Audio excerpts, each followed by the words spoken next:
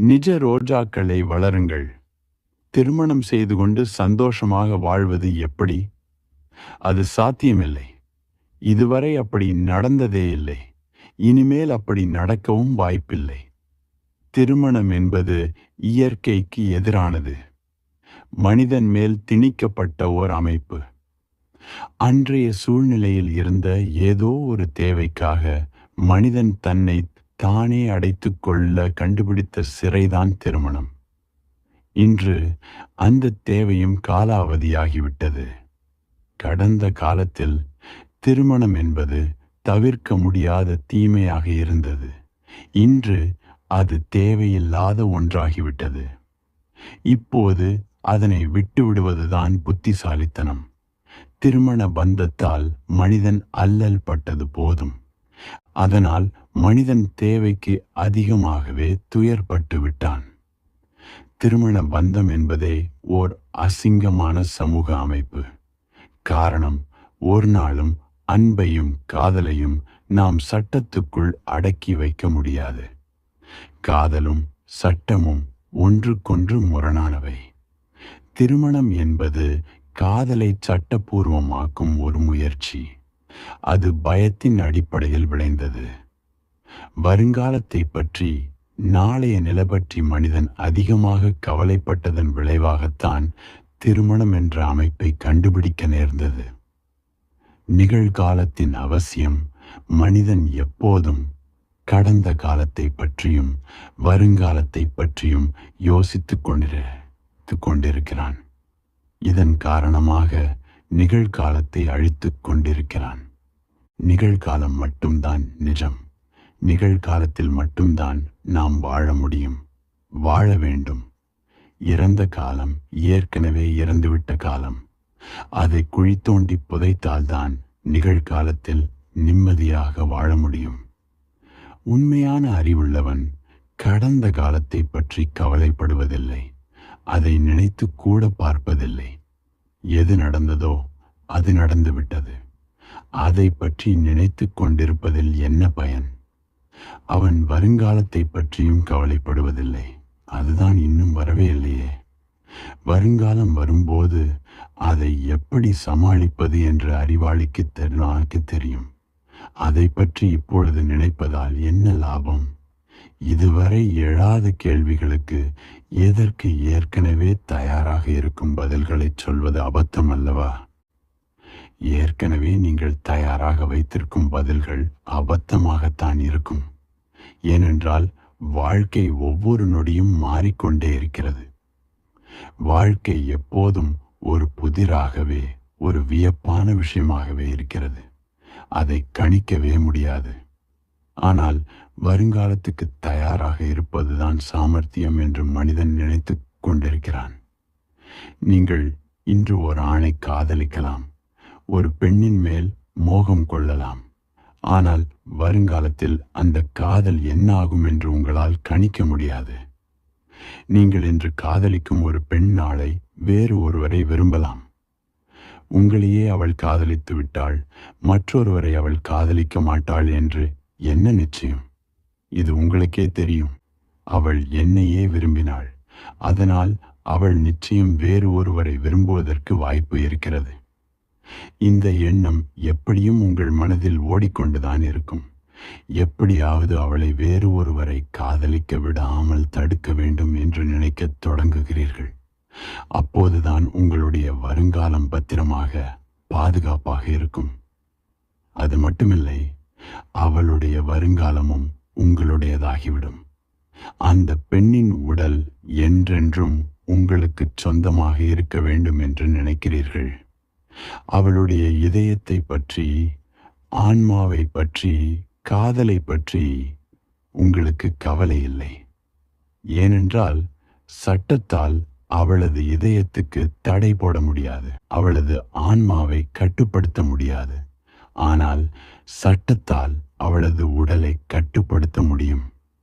சட்டத்தால் அவளது உடலை தண்டிக்க முடியும். அது மட்டுமில்லை, உங்களுக்கு அந்த பெண்ணிடம் மட்டும் பயமில்லை, உங்களுக்கு உங்களிடமே பயமாக இருக்கிறது.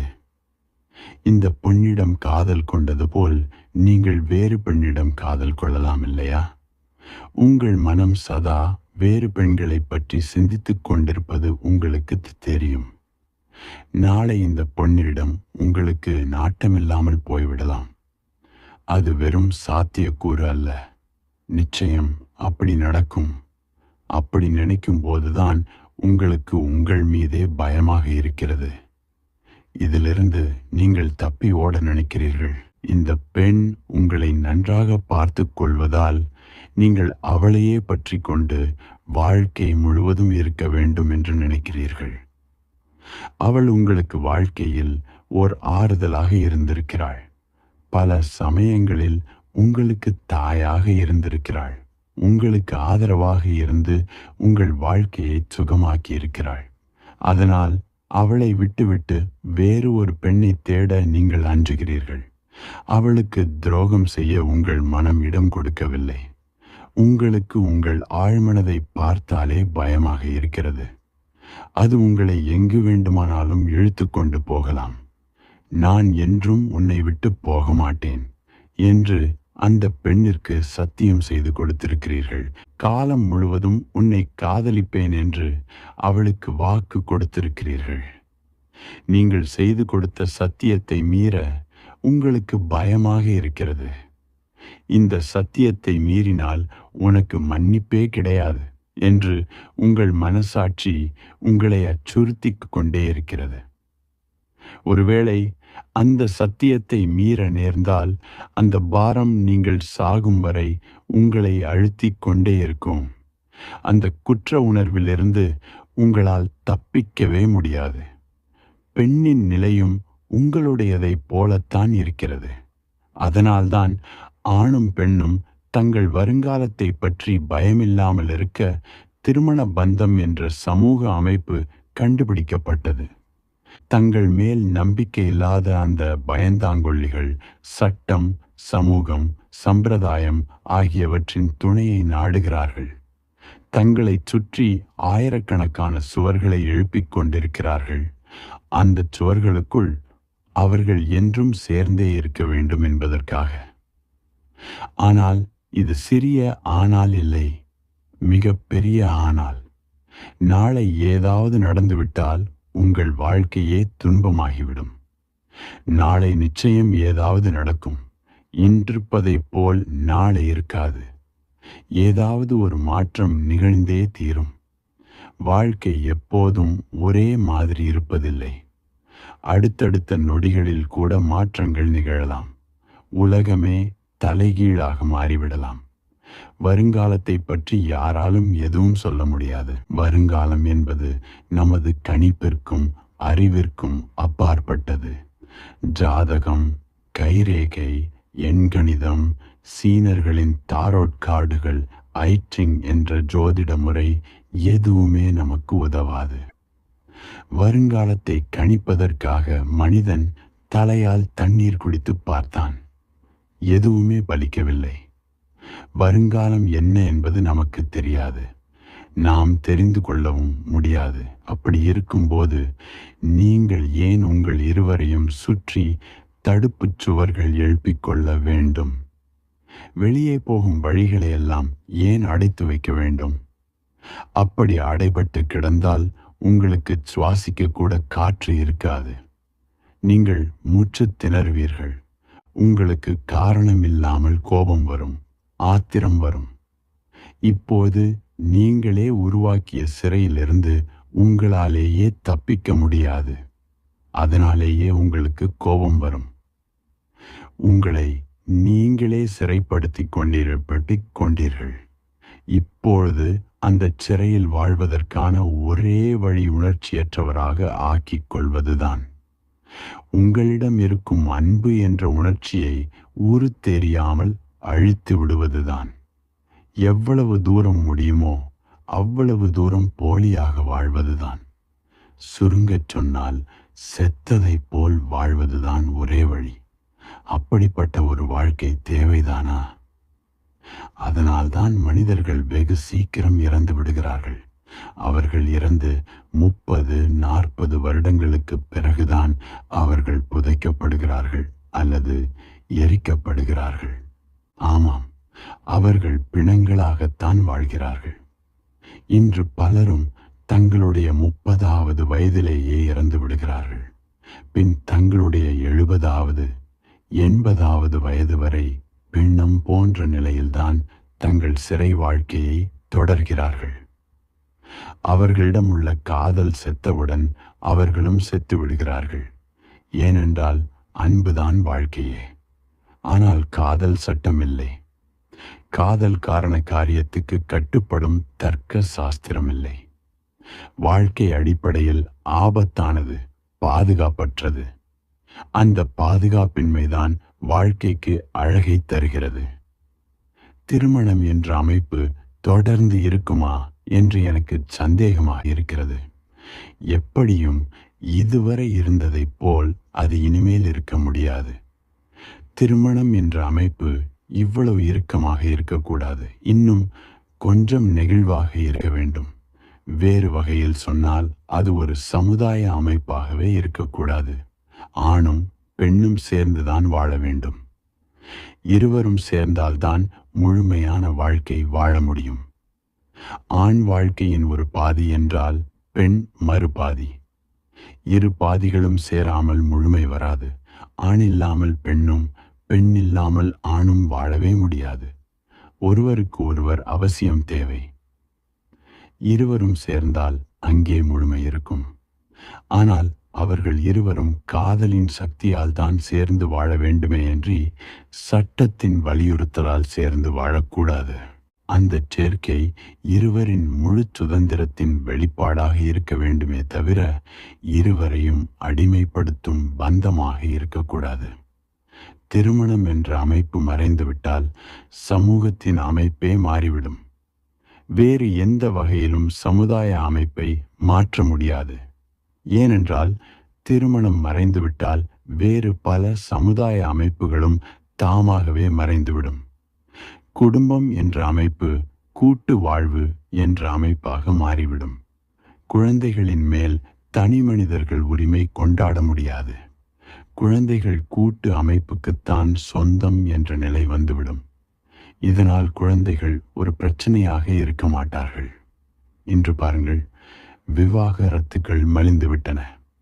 அமெரிக்காவில் சரிபாதி திருமணங்கள் விவாகரத்தில் தான் முடிகின்றன. விவாகரத்து விவகாரங்களில் சிக்கிக்கொள்ளும் குழந்தைகளின் நிலைமை பரிதாபமாக இருக்கிறது. யாரிடம் குழந்தைகள் வளர வேண்டும் என்பது பெரிய பிரச்சனையாகிவிடுகிறது. குழந்தைகளை அம்போ என்று விட்டுவிட்டு கணவனும் மனைவியும் தங்கள் வழியில் சென்று விடுகிறார்கள். இதனால் குழந்தைகள் பெரிதும் பாதிக்கப்படுகின்றன. திருமணம் என்ற அமைப்பு சில 1000 வருடங்களாக தொடர்ந்து இருப்பதற்கு காரணமே அது குழந்தைகளை பாதுகாக்கிறது என்பதால் தான். குழந்தைகளை பாதுகாக்க வேண்டியது உங்களுடைய தலையாய கடமை. அன்பு காட்டுவது கடமையாகிவிடுகிறது. காதலிப்பது என்பது சுமக்க வேண்டிய பொறுப்பாகிவிடுகிறது. அன்பையும் காதலையும் நாம் செய்ய வேண்டிய கடமையாக, சுமக்க வேண்டிய பொறுப்பாக பார்க்க ஆரம்பித்தால் அவற்றில் உள்ள அழகு, கவிதை நசிந்து போய்விடுகிறது. அது சாதாரண கணக்காகிவிடுகிறது. சமரசம் செய்து கொண்டு கடனிழவே என்று வாழத் தொடங்குகிறீர்கள். அப்போது உங்களிடம் இருக்கும் உயிர்ப்பு போய்விடுகிறது. நீங்கள் செத்தவரைப் போல் வாழத் தொடங்குகிறீர்கள். சமுதாய அமைப்பில் ஒரு பெரிய புரட்சி நடக்கப் போகிறது.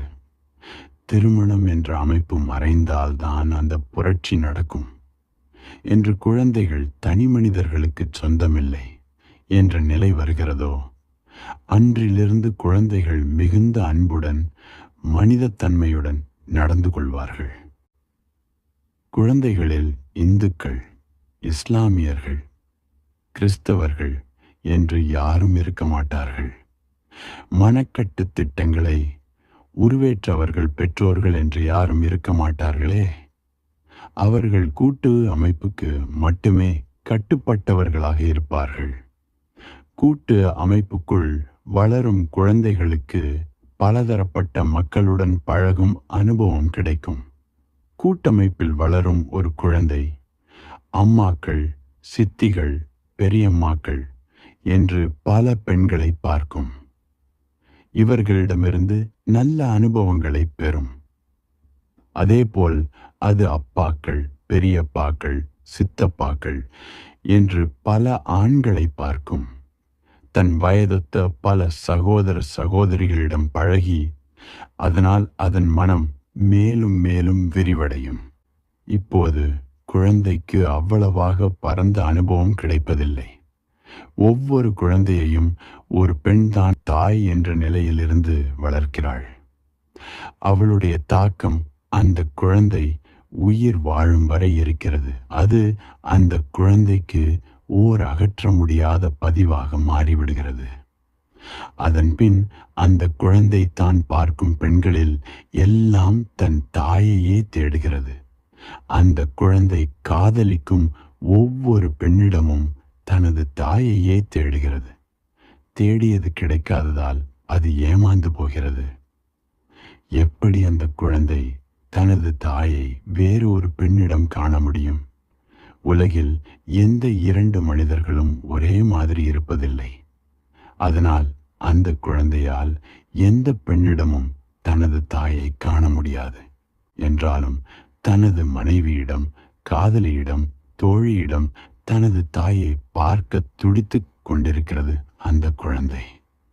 பெண்ணும் இதே நிலையில்தான் இருக்கிறாள். ஒவ்வொரு ஆணிடமும் தனது தந்தையை தான் தேடுகிறாள். தனது கணவனிடத்தில், தனது காதலனிடத்தில் தன் தந்தையை தேடி அது கிடைக்காமல் ஏமாந்து போகிறாள் பெண். ஒரு பெண்ணை பொறுத்த மட்டில் ஓர் ஆண் என்பவன் அவள் தந்தையை போல் இருக்க வேண்டும். அதேபோல் ஓர் ஆணை பொறுத்த மட்டில் ஒரு பெண்ணானவள் அவன் தாயை போல் இருக்க வேண்டும். இப்படிப்பட்ட ஆணையோ பெண்ணையோ இவர்கள் கண்டுபிடிக்க போவதே இல்லை. அதனால்தான் எப்போதும் அவர்களுக்கு ஒரு சலிப்பு, மனக்கசப்பு, கவலை, பயம் எல்லாமே இருக்கிறது. ஒரு கூட்டமைப்பில் இருக்கும் பல பெண்களால் ஒரு குழந்தை வளர்க்கப்படும் போது அதன் மனம் விரிவடைகிறது. இப்படித்தான் இருக்க வேண்டும் என்று அது தனது தாயை பார்த்து வழிபடுவதில்லை. தான் பார்க்கும் மற்ற பெண்களிடம் அந்த குழந்தை தன் தாயை தேடுவதில்லை. இதுதான் மதம், இதுதான் கடவுள் என்று உறுதியான கருத்துக்கள் அதன் மேல் திணிக்கப்படுவதில்லை. பல வகையான கருத்துக்களை அது பொதுவாக பார்க்க தொடங்குகிறது. ஒரு பெண் இப்படித்தான் இருக்க வேண்டும் என்று அது நினைப்பதில்லை. தான் பார்த்தறிந்த பல பெண்களில் யாரை போல் வேண்டுமானாலும் ஒரு பெண் இருக்கலாம் என்ற பரந்த மனப்பான்மை அந்த குழந்தைக்கு சிறு வயதிலேயே வந்துவிடுகிறது. இப்படி வளரும் குழந்தை உரிய வயதில் தனக்கு ஏற்ற சரியான வாழ்க்கை துணையை அழகாக தேர்வு செய்யும். இந்த சூழ்நிலையில் வளரும் ஒரு பெண் தனக்கு நிறைவான வாழ்க்கையை தரும் கணவனை எளிதாக தேர்ந்தெடுப்பாள். இப்போது உள்ள சூழ்நிலையில் தனது தாயை போல் ஒரு பெண்ணை தேடும் ஆணும், தனது தந்தையை போன்ற ஒரு கணவனை தேடும் பெண்ணும் நிச்சயமாக ஏமாற்றம் அடைகிறார்கள். ஏனென்றால் அவர்கள் தேடுவது நிச்சயமாக கிடைக்காது. கூட்டமைப்பில் வாழும்போது நீங்கள் ஒரு குடும்பத்துக்குள் சிறைப்படுத்தப்படுவதில்லை. அதனால் அந்த குடும்பத்தின் பாரம்பரிய அழுக்குகள், அவலங்கள் உங்களை அண்டாது.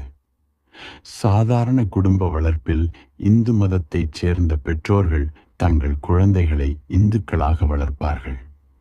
முகமதியர்களுக்கு எதிராக, கிறிஸ்தவர்களுக்கு எதிராக செயல்பட வேண்டும் என்று அந்த குழந்தைக்கு போதிப்பார்கள். ஆனால் ஒரு கூட்டமைப்பில் பலவிதமான மத நம்பிக்கை உள்ளவர்களிடம் பழகும்போது அந்த குழந்தையின் மனதில் அப்படிப்பட்ட துவேஷங்களை விதைக்க முடியாது. உதாரணமாக இங்கே நமது கூட்டமைப்பில் குழந்தையாக இருக்கும் சித்தார்த்தனை பாருங்கள். அவன் சுதந்திரமாக இருக்கிறான். அவனுக்கு தன் தாயிடமோ தந்தையிடமோ எந்த பற்றுதலும் இல்லை. வளர்ந்த மனிதர்களிடம் அவன் நட்பு கொள்கிறான். பின் அவர்களுடன் சிறிது காலம் சேர்ந்து வசிக்கிறான். இன்று சித்தார்த்தனுக்கு பலதரப்பட்ட நண்பர்கள் இருக்கிறார்கள். வயது வந்தவர்கள், குழந்தைகள், ஆண்கள், பெண்கள் என்று பலர் அவனை கொண்டாடுகின்றனர். இவர்களுடைய எண்ணங்களையும் கருத்துக்களையும் கேட்டு அறிகிறான் அவன். மனித இனத்தை பற்றிய அவனது எண்ணம் விசாலமாக இருக்கிறது. ஒரு முறை சித்தார்த்தன் மற்ற குழந்தைகளுடன் சேர்ந்து ஒரு வீட்டில் வசித்து வந்தான். அந்த வீட்டில் வயது வந்த மனிதர்கள் யாரும் இல்லை. அப்போது அவன் என்னிடம் கேட்டான், ஓஷோ, நான் பெரியவர்களுடன் சேர்ந்து வசிக்க விரும்புகிறேன். குழந்தைகளுடன் நான் வாழ்ந்தது போதும். அவனை கோவிந்தன் மற்றும் சில சந்நியாசிகளுடன் வாழுமாறு அனுப்பி வைத்தேன். அந்த பெரியவர்கள் புகார் செய்யத் தொடங்கிவிட்டார்கள். சில சமயம் அவன் நள்ளிரவில் தான் வீடு திரும்புகிறான். சில இரவுகளில் இரவு 1 மணி 2 மணி வாக்கில் தான் வீட்டுக்கு வருகிறான். எங்களால் தாங்க முடியவில்லை. பார்ட்டி, நாடகம், டிஸ்கோ என்று சதா சுற்றி கொண்டே இருக்கிறான். எங்களுக்கு அவனால் எப்போதும் தொந்தரவுதான். அவன் எங்களுடைய மொத்த அறையையும் ஆக்கிரமித்துக் கொள்கிறான். ஏதோ அவனது அறையில் நாங்கள் விருந்தினர்களாக இருப்பது போல் உணர்கிறோம்.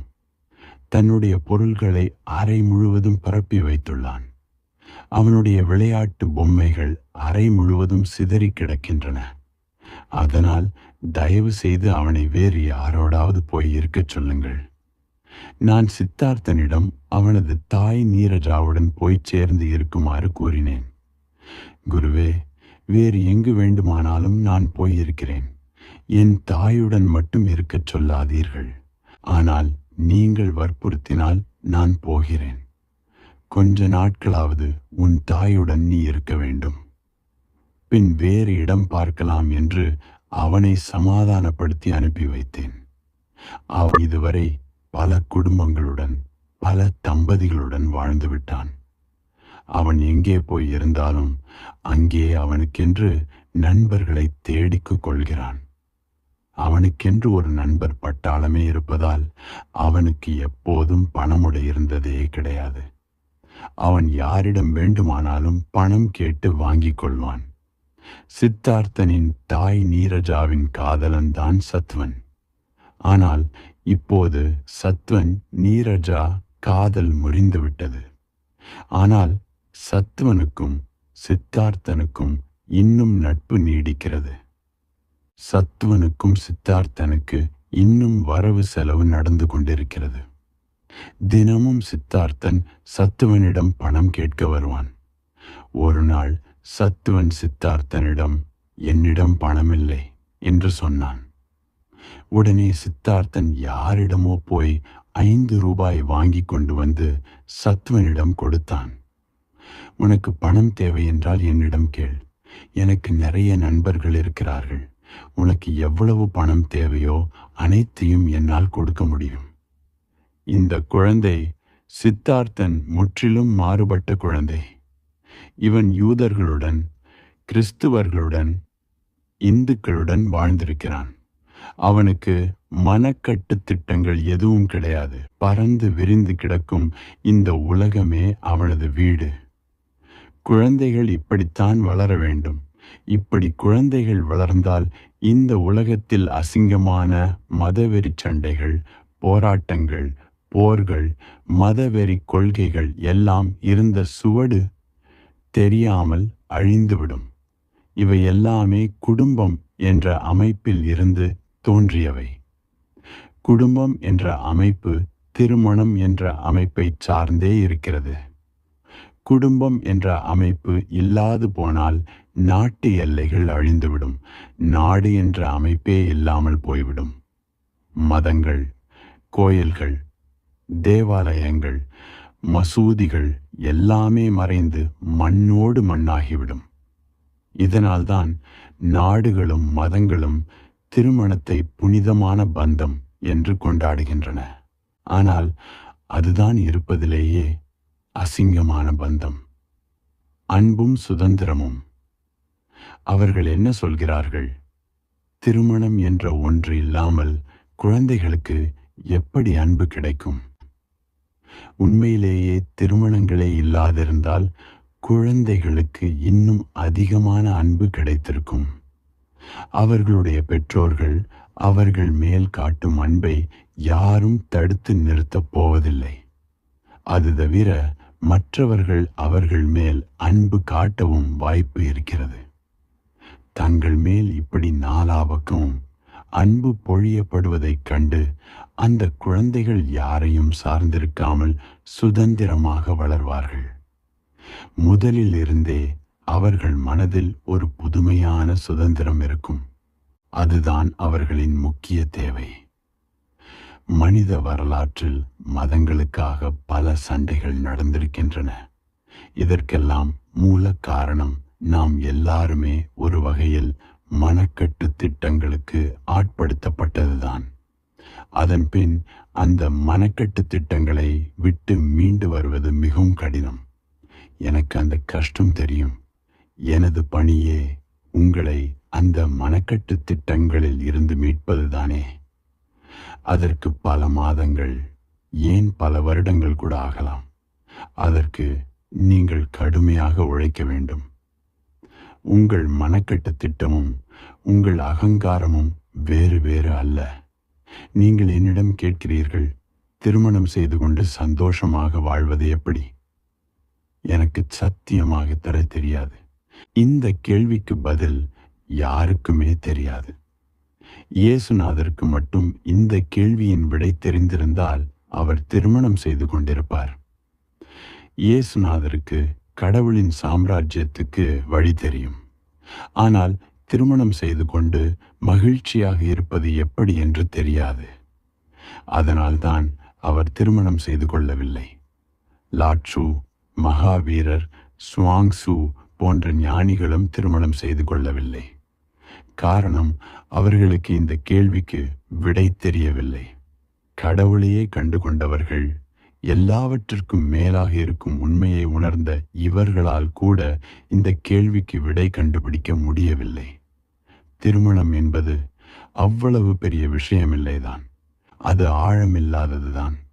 என்றாலும் இவர்களால் இந்த கேள்விக்கு விடை கண்டுபிடிக்க முடியவில்லை. கிரேக்க ஞானி சாக்ரடீஸ் திருமணம் செய்து கொண்டார். அந்த தவறுக்காக வாழ்க்கை முழுவதும் படாத பாடுபட்டார். அவர் திருமணம் செய்து கொண்டதன் மூலமாக மகிழ்ச்சியான வாழ்விற்கு வழியை கண்டுபிடிக்கவில்லை.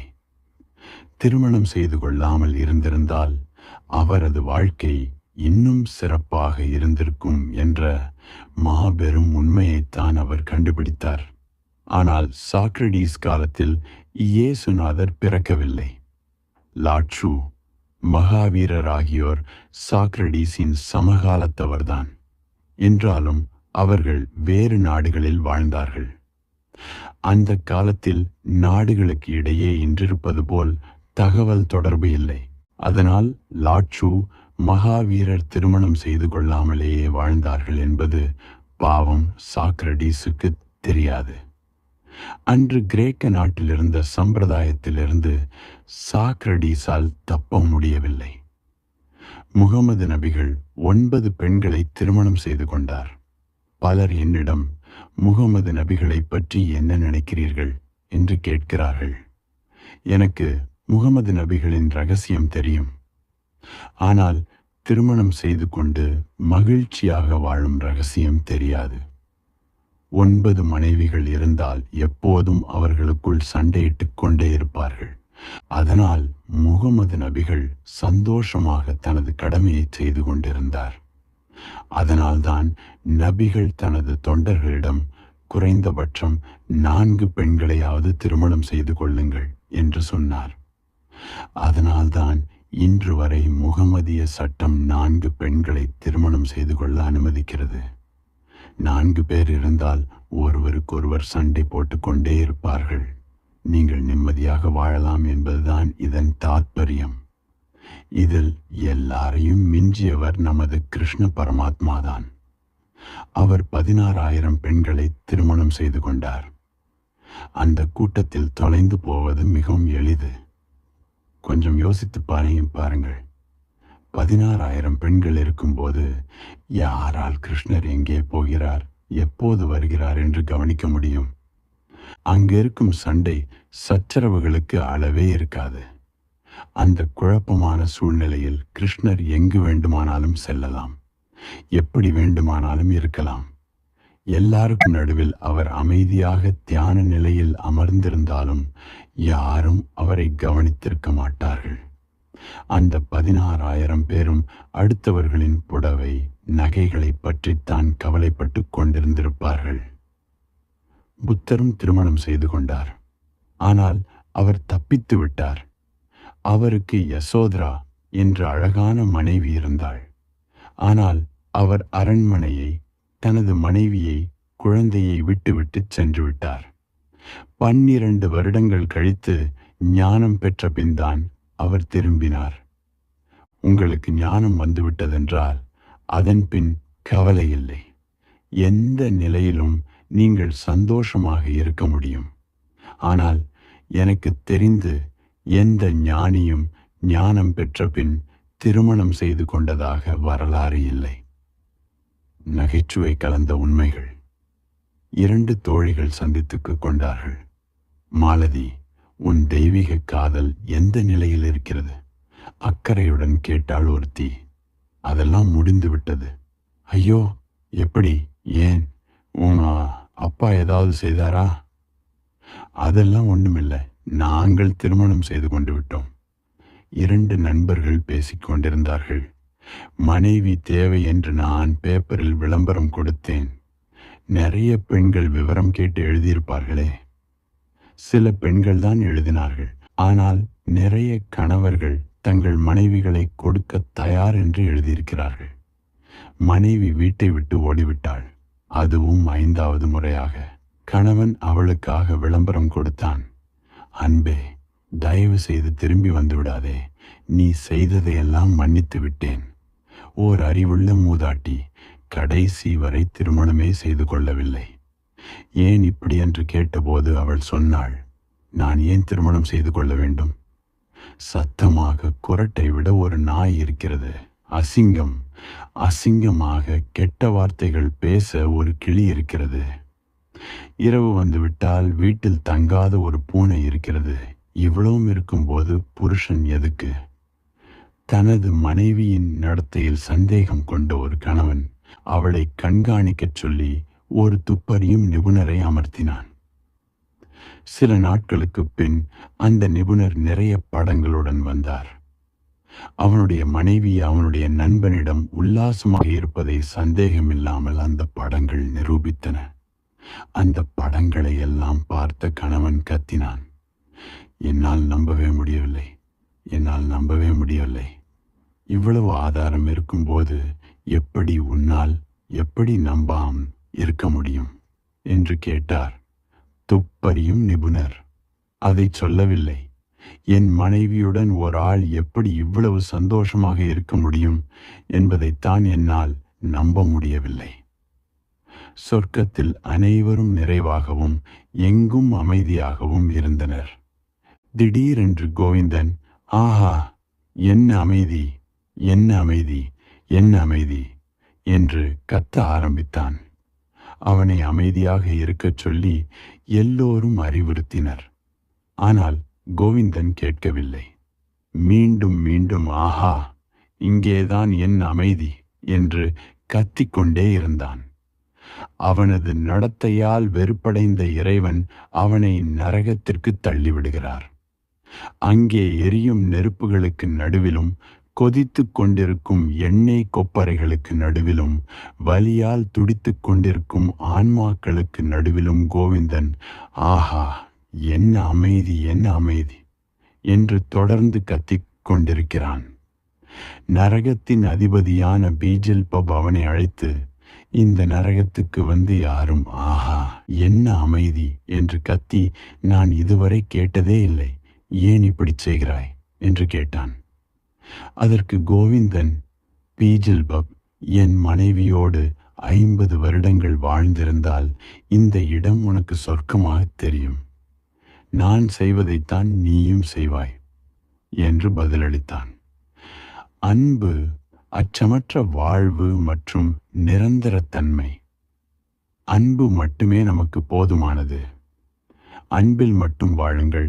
அன்பு பல ஆண்டுகள் நீடிக்கலாம், அல்லது சில நாட்களில் மறைந்து விடலாம். அதை பற்றி கவலைப்படாதீர்கள். ஒரே ஒரு நொடி பொழுக்கு உண்மையான அன்பில் வாழ்ந்தாலும் போதுமானது. அது இரவாவரம் பெற்று காலங்காலமாக வாழ்வதற்கு சமமானது. ஐயோ, இந்த அன்பு அதிக நாள் நீடிக்காதோ என்று நீங்கள் பயப்படாவிட்டால் அன்பு அதிக நாள் இருக்கும். ஏனென்றால் பயம்தான் அன்பிற்கு யமன். நீங்கள் நாளைய தினத்தை பற்றி கவலைப்படவில்லை என்றால் இன்று நீங்கள் பரிபூர்ணமாக வாழலாம். அந்த பரிபூரணத்திலிருந்து ஒரு அழகான நாளை உதயமாகும். ஆனால் நாளைய தினத்தை நினைத்து நீங்கள் அஞ்சி நடுங்கிக் கொண்டிருந்தால் இன்றைய தினத்தையும் சேர்த்தே அழித்து விடுவீர்கள். இன்றைய தினம் அழிந்துவிட்டால் நாளை எங்கிருந்து வரும்? அச்சமின்றி வாழுங்கள். இதைத்தான் நான் என் சந்நியாசிகளுக்கு எப்போதும் சொல்லிக் கொண்டிருக்கிறேன். ஆபத்துகளுடன் வாழுங்கள். வாழ்க்கையின் வசதிகளுக்காக எந்த விஷயத்திலும் சமரசம் செய்து கொள்ளாதீர்கள். வசதிகளுடன் பிணத்தை போல் வாழ்வதை விட வசதிகள் எதுவும் இல்லாமல் உயிர்ப்புடன் வாழ்வது எவ்வளவோ மேல். உங்களுக்கு வசதிகள் வேண்டுமா? உங்கள் கல்லறை மிகவும் வசதியாக இருக்கும். அங்கே உங்களுக்கு எந்த ஆபத்தும் இருக்காது. அங்கே எதுவும் நடக்காது. நீங்கள் மீண்டும் சாக மாட்டீர்கள். அங்கே வியாதி இல்லை. நீங்கள் உங்கள் கல்லறையில் இருக்கும்போது திவாலாக முடியாது. உங்கள் பொருட்களை யாராலும் திருட முடியாது. நீங்கள் அமைதியாக வாழலாம். நீங்கள் பல கல்லறைகளில் இந்த வாசகத்தை படித்திருப்பீர்கள். அமைதியாக ஓய்வெடுங்கள். அங்கே வேறு என்ன செய்ய முடியும்? கல்லறைக்குள் இருந்து கொண்டு கவிதையாய் எழுத முடியும். ஒரு மனிதன் இறந்தான். அவன் உயிருடன் இருந்தபோதே தனது கல்லறையில் வைக்க வேண்டிய கல்லையும் அதில் எழுத வேண்டிய வாசகத்தையும் தயார் செய்து விட்டான். அவனது மனைவி கஞ்சத்தனம் மிக்கவள். இதற்கெல்லாம் அவள் பணம் செலவழிக்க மாட்டாள் என்று முன் கூட்டியே செய்து வைத்து விட்டான். அமைதியாக ஓய்வெடுங்கள் என்ற வாசகத்தையும் பொறிக்கச் செய்தான். ஒரு நாள் அவன் இறந்தான். தன் மனைவிக்கென்று அவன் அதிகமாக செல்வம் எதையும் விட்டு போகவில்லை. அவனது உயில் இரத்தினச் சுருக்கமாக இருந்தது. நான் புத்திசாலி, அதனால் நான் சம்பாதித்ததையெல்லாம் செலவழித்து விட்டேன். யாருக்கும் எதையும் நான் விட்டுவிட்டு போகவில்லை. மனைவிக்கு மகா கோபம். அவனது கல்லறையில் எழுத்துக்களை செதுக்கிய அந்த கலைஞனை அழைத்து கொண்டு அவனது கல்லறைக்கு போனாள். அங்கே செதுக்கப்பட்டிருந்த வாசகங்களில் சிறிய திருத்தம் ஒன்று செய்யச் சொன்னாள். திருத்தியபின் கல்லறை வாசகம் இப்படி இருந்தது: அமைதியாக ஓய்விடுங்கள், நான் அங்கே வரும் வரை. ஆனால் இதற்காக கவலைப்படாதீர்கள். என்னதான் மனைவியாகவே இருந்தாலும் கணவன் இருக்கும் கல்லறைக்குள் வர முடியாது. மனைவிக்கு என தனியாக கல்லறை கட்டித்தான் ஆக வேண்டும். அப்படியே உங்கள் கல்லறைக்குள் உங்கள் மனைவி நுழைந்தாலும் அவளால் உங்களை அடையாளம் கண்டுகொள்ள முடியாது. உங்களாலும் அவளை அடையாளம் கண்டுகொள்ள முடியாது. கல்லறையில் நீங்கள் முழு பாதுகாப்புடன் அமைதியாக ஓய்வெடுக்கலாம். ஆனால் கல்லறைக்கு போகும் வரை வாழ முயற்சி செய்யுங்கள். பாதுகாப்பின்மையை ஏற்றுக்கொள்ளுங்கள். அப்படி ஏற்றுக்கொண்டால் அது தானாகவே மறைந்துவிடும். அதற்காக நீங்கள் வேறு எதுவும் செய்ய வேண்டாம். அன்பு செய்யும் போது முழுமையாக அன்பு செய்யுங்கள். ஆனால் நிரந்தரத்தன்மையை அதில் எதிர்பார்க்காதீர்கள். முட்டாள்கள்தான் சாசுவத தன்மையை எதிர்பார்ப்பார்கள். நிரந்தரத்தை நீங்கள் எதிர்பார்த்தால் உங்களுக்கு போலிகள்தான் கிடைக்கும். ஏனென்றால் போலிகள்தான் எப்போதும் நிரந்தரமாக இருக்கும். போலி ரோஜாக்கள் தான் என்றும் வாடாமல் அப்படியே இருக்கும். உண்மையான ரோஜா மலர்கள் ஒரு நாளில் வாடி உதிர்ந்துவிடும். பிளாஸ்டிக் மலர்கள் வாடாது, உதிராது. ஆனால் அவற்றில் மனமும் இருக்காது. ஏனென்றால் அவற்றில் உயிர் இல்லை. பிளாஸ்டிக் மலர்களில் ரோஜாவை போன்ற தோற்றத்தை மட்டுமே பார்க்க முடியும். ரோஜாவை பார்க்க முடியாது. திருமணம் என்பது ஒரு பிளாஸ்டிக் ரோஜா. அன்பு என்பது உண்மையான ரோஜா. உங்கள் வாழ்க்கையில் உண்மையான ரோஜாக்களை வளருங்கள். அவை வாடத்தான் வாடும். அதனால் என்ன? நீங்கள் அவற்றை மீண்டும் வளர்க்கலாமே. அவற்றை உங்கள் வாழ்க்கை முழுவதும் வளர்த்து கொண்டே இருக்கலாமே. மேலும் மேலும் அன்பை உருவாக்கி கொண்டே இருக்கலாமே. அந்த அன்பை தொடர்ந்து மற்றவர்களிடம் பகிர்ந்து கொண்டே இருக்கலாமே. இப்போது நான் என் அனுபவத்தில் கண்டதை சொல்கிறேன். இதை நான் எங்கும் படிக்கவில்லை, யார் சொல்லியும் கேட்கவில்லை. நானே அனுபவத்தில் அறிந்த உண்மை இது. நிரந்தர தன்மையை எதிர்பார்க்காமல் நீங்கள் அன்பு செய்தால் நடக்க முடியாதது கூட நடக்கும். உங்கள் அன்பு வாழ்நாள் முழுவதும் கூட இருக்கும். ஆனால் நிரந்தரமாக இருக்க வேண்டும் என்று மட்டும் கேட்காதீர்கள். அப்படி கேட்பதாலேயே நீங்கள் உங்களிடம் உள்ள அன்பின் சமச்சீர் நிலைக்கு பங்கம் விளைவிக்கிறீர்கள். அப்படி கேட்கும்போது நிஜத்திலிருந்து போலிக்கு மாறிவிடுகிறீர்கள். உங்கள் வாழ்க்கை முழுமையானதாக இருக்கட்டும். இதுவரையில் இந்த கருத்தை சொன்னவர்கள் எல்லாம் நிரந்தரம் என்ற வார்த்தையில்தான் அழுத்தம் கொடுத்தார்கள். நான் முழுமையாக என்ற வார்த்தையில் அழுத்தம் கொடுக்கிறேன். இதுவரை உங்களிடம் காதலை பற்றி பேசியவர்கள் என்ன சொன்னார்கள்? உண்மையான காதல் என்றால் அது சாகாவரம் பெற்றதாக இருக்க வேண்டும். அது நிரந்தரமாக இல்லை என்றால் அது உண்மையான காதல் இல்லை என்று ஒப்பாரி வைத்தார்கள். அது வடிகட்டிய முட்டாள்தனம். உண்மையான காதல் காலம் முழுவதும் நிலைத்திருக்க வேண்டும் என்ற அவசியமில்லை. காதலுக்கும் நிரந்தரத்தன்மைக்கும் எந்த சம்பந்தமும் இல்லை. உண்மையான அன்பு ஒரு மின்னல் அடிக்கும் நேரத்தில் வந்து போகலாம் கூட. அதனாலேயே அது பொய்யாகிவிடாது. மின்னல் ஒரு நொடியில் தோன்றி மறைந்து விடுகிறது. அதனால் அதை பொய் என்று சொல்ல முடியுமா? ரோஜா மலர் காலையில் மலர்கிறது. மாலையில் அதன் இதழ்கள் உதிர்ந்து விடுகின்றன. உதிர்ந்த இதழ்கள் மீண்டும் மண்ணிற்குள் ஓய்வெடுக்க சென்று விடுகின்றன. அதனால் ரோஜா பொய்யாகி விடுமா என்ன? ஆனால் உங்கள் மதகுருமார்கள் உங்களை எப்படி குழப்புகிறார்கள் தெரியுமா? உண்மைக்கு உரைகள் நிரந்தரத்தன்மை என்று உங்களுக்கு உருவேற்றி விட்டார்கள். அதனால் உங்கள் மனத்தை உண்மையிலிருந்து நிரந்தரத்தன்மைக்கு மாற்றிவிட்டார்கள். உண்மையை விட்டுவிட்டு நீங்கள் நிரந்தரத்தன்மையை நேசிக்கத் தொடங்கினால் நீங்கள் போலிகளிடம் மாட்டிக்கொள்ள வாய்ப்பு இருக்கிறது. உண்மையை தவறவிட அதைவிட அதிகமாக வாய்ப்பு இருக்கிறது. உண்மை என்பது மாறிக்கொண்டே இருக்கிறது. ஆனால் போலி எப்போதும் அப்படியேதான் இருக்கிறது. தொடர்ந்து மாறிக்கொண்டே இருக்கும் உண்மைக்குத்தான் நீங்கள் மதிப்பு கொடுக்க வேண்டும். ஒரே ஒரு நொடி மட்டும் அன்பு நிகழ்ந்தாலும் அது முழுமையானதாக இருக்க வேண்டும். நீங்கள் அதில் முழுமையாக ஈடுபட வேண்டும். நீங்கள் அந்த ஒரு நொடியில் அதில் முழுமையாக ஈடுபட்டால்தான் அடுத்த நொடியில் அதை முழுமையாக விட்டுவிட்டு வெளியில் வர முடியும். அடுத்த நொடி உங்கள் அன்பை மேலும் ஆழப்படுத்த வாய்ப்பு இருக்கிறது. அப்படித்தான் நடக்கும் என்று என்னால் நிச்சயமாக சொல்ல முடியாது. ஆனால் அப்படி நடக்க வாய்ப்பு இருக்கிறது என்பதை உறுதியாக சொல்ல முடியும். ஆனால் அடுத்த நொடி இந்த நொடியைப் போல இருக்காது. அடுத்த நொடியில் உங்கள் அன்பு இன்னும் விளிரலாம், இன்னும் ஆழமாகலாம்.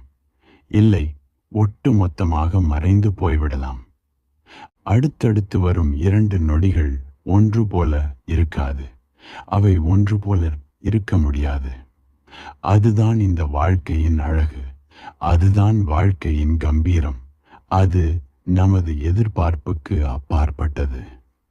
நீங்கள் முழுமையாக வாழும்போது எல்லாவற்றிற்கும் ஆழம் அதிகமாகிறது. அப்படி ஆழம் அதிகமாகும் போது எல்லாமே வேறுபடுகின்றன.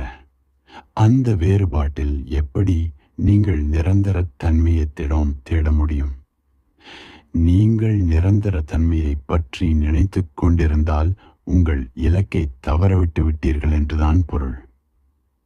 திருமணம் செய்து கொண்டு சந்தோஷமாக வாழ்வது எப்படி என்று என்னை கேட்காதீர்கள். எனக்கு அது தெரியாது. ஆனால் எனக்கு இன்பத்தின் ரகசியம் தெரியும். அதற்கு திருமணம் தேவையில்லை.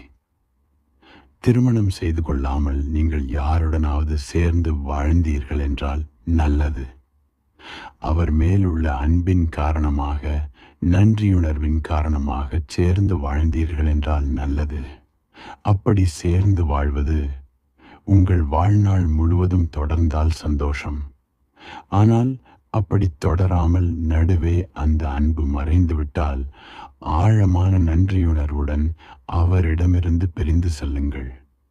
ஏற்கனவே உங்களிடையே இருந்த அன்பை, உங்களை வளப்படுத்திய அன்பை நன்றியுடன் நினைத்தபடி பிரிந்து செல்லுங்கள். கோபமும் வெறுப்பும் மேலிட வன்முறையோடு அடுத்தவரை தொங்கிக் கொண்டிருப்பதை விட அன்போடு பிரிந்து செல்வது எவ்வளவோ மேல். எப்படி காதலில் விழுவது என்றும் தெரிந்திருக்க வேண்டும். அன்பு குறையும் போது அதிலிருந்து எப்படி மீண்டு வருவது என்றும் தெரிந்திருக்க வேண்டும். பெற்றோரும் கட்டுப்பாடுகளும். கேள்வி: ஓஷோ, எனது பெற்றோர்கள் யூதர்கள். நான் உங்களிடம் சந்நியாசியாகிவிட்டதில் அவர்களுக்கு மிகவும் வருத்தம். இந்நிலையில் நான் என்ன செய்ய வேண்டும்? ஓஷோவின் பதில்: இயேசுநாதர் தனது தொண்டர்களிடம் என்ன சொன்னார் தெரியுமா? நீங்கள் உங்கள் பெற்றோர்களை வெறுக்காவிட்டால் என்னை பின்தொடர்ந்து வர முடியாது. இதை கேட்கும்போது ஆச்சரியமாக, ஏன் அதிர்ச்சியாக கூட இருக்கிறது இல்லையா? பகைவனையும் நேசி என்று சொன்ன அந்த அன்பு தெய்வமா பெற்றோர்களை வெறுக்க வேண்டும் என்று சொன்னது என்று எல்லோரும் அதிர்ச்சி அடைவார்கள். இயேசுநாதர் பகைவனை நேசி என்று மட்டும் சொல்லவில்லை, அண்டை வீட்டுக்காரனையும் நேசி என்று சொன்னார். அது பகைவனை நேசிப்பதை விட கடினமான காரியம். அப்படி சொன்னவர் பெற்றோர் என்று வந்தவுடன் ஆணித்தரமாக சொல்கிறார், நீங்கள் உங்கள் பெற்றோர்களை வெறுக்காவிட்டால் என்னை பின்தொடர முடியாது. அவருக்கு பெற்றோர்கள் மேல் அப்படி என்ன கோபம்? நமது புத்தர் இருக்கிறாரே, இவர் இன்னும் ஒருபடி அதிகம் போனார். தன்னுடைய சீடர்களிடம் புத்தர் என்ன கேட்பார் தெரியுமா? உங்கள் பெற்றோர்களை கொன்று விட்டீர்களா? அகிம்சையை போதித்த மகானா இப்படி கேட்கிறார் என்று நீங்கள் அதிர்ச்சி அடைவதை நான் உணர்கிறேன். புத்தர் சாந்த ஸ்வரூபி, எந்த உயிருக்கும் தீங்கு விளைவிக்காதவர். இயேசுநாதராவது புலால் உண்டார், மீன்களை உண்டார். புத்தர் அது கூட செய்ததில்லை. மரக்கறி உணவு தவிர வேறு ஏதையும் உண்ணாதவர் புத்தர். இந்த உலகின் மிகப்பெரிய அகிம்சாவாதி புத்தர். அப்படிப்பட்டவர் தனது சீடர்களிடம் கேட்கிறார், நீங்கள் உங்கள் பெற்றோர்களை கொன்று விட்டீர்களா இல்லையா? இது போன்ற வார்த்தைகளை அப்படியே பொருள் கொள்ளக்கூடாது. இயேசுநாதரோ புத்தரோ அந்த வார்த்தைகளை மக்கள் அப்படியே கேட்டு நடக்க வேண்டும் என்று வலியுறுத்தவில்லை. இந்த வார்த்தைகளில் ஒரு பெரிய செய்தி அடங்கியிருக்கிறது. இது ஒரு உருவகம். இந்த உருவகத்தை நீங்கள் புரிந்து கொள்ள வேண்டும்.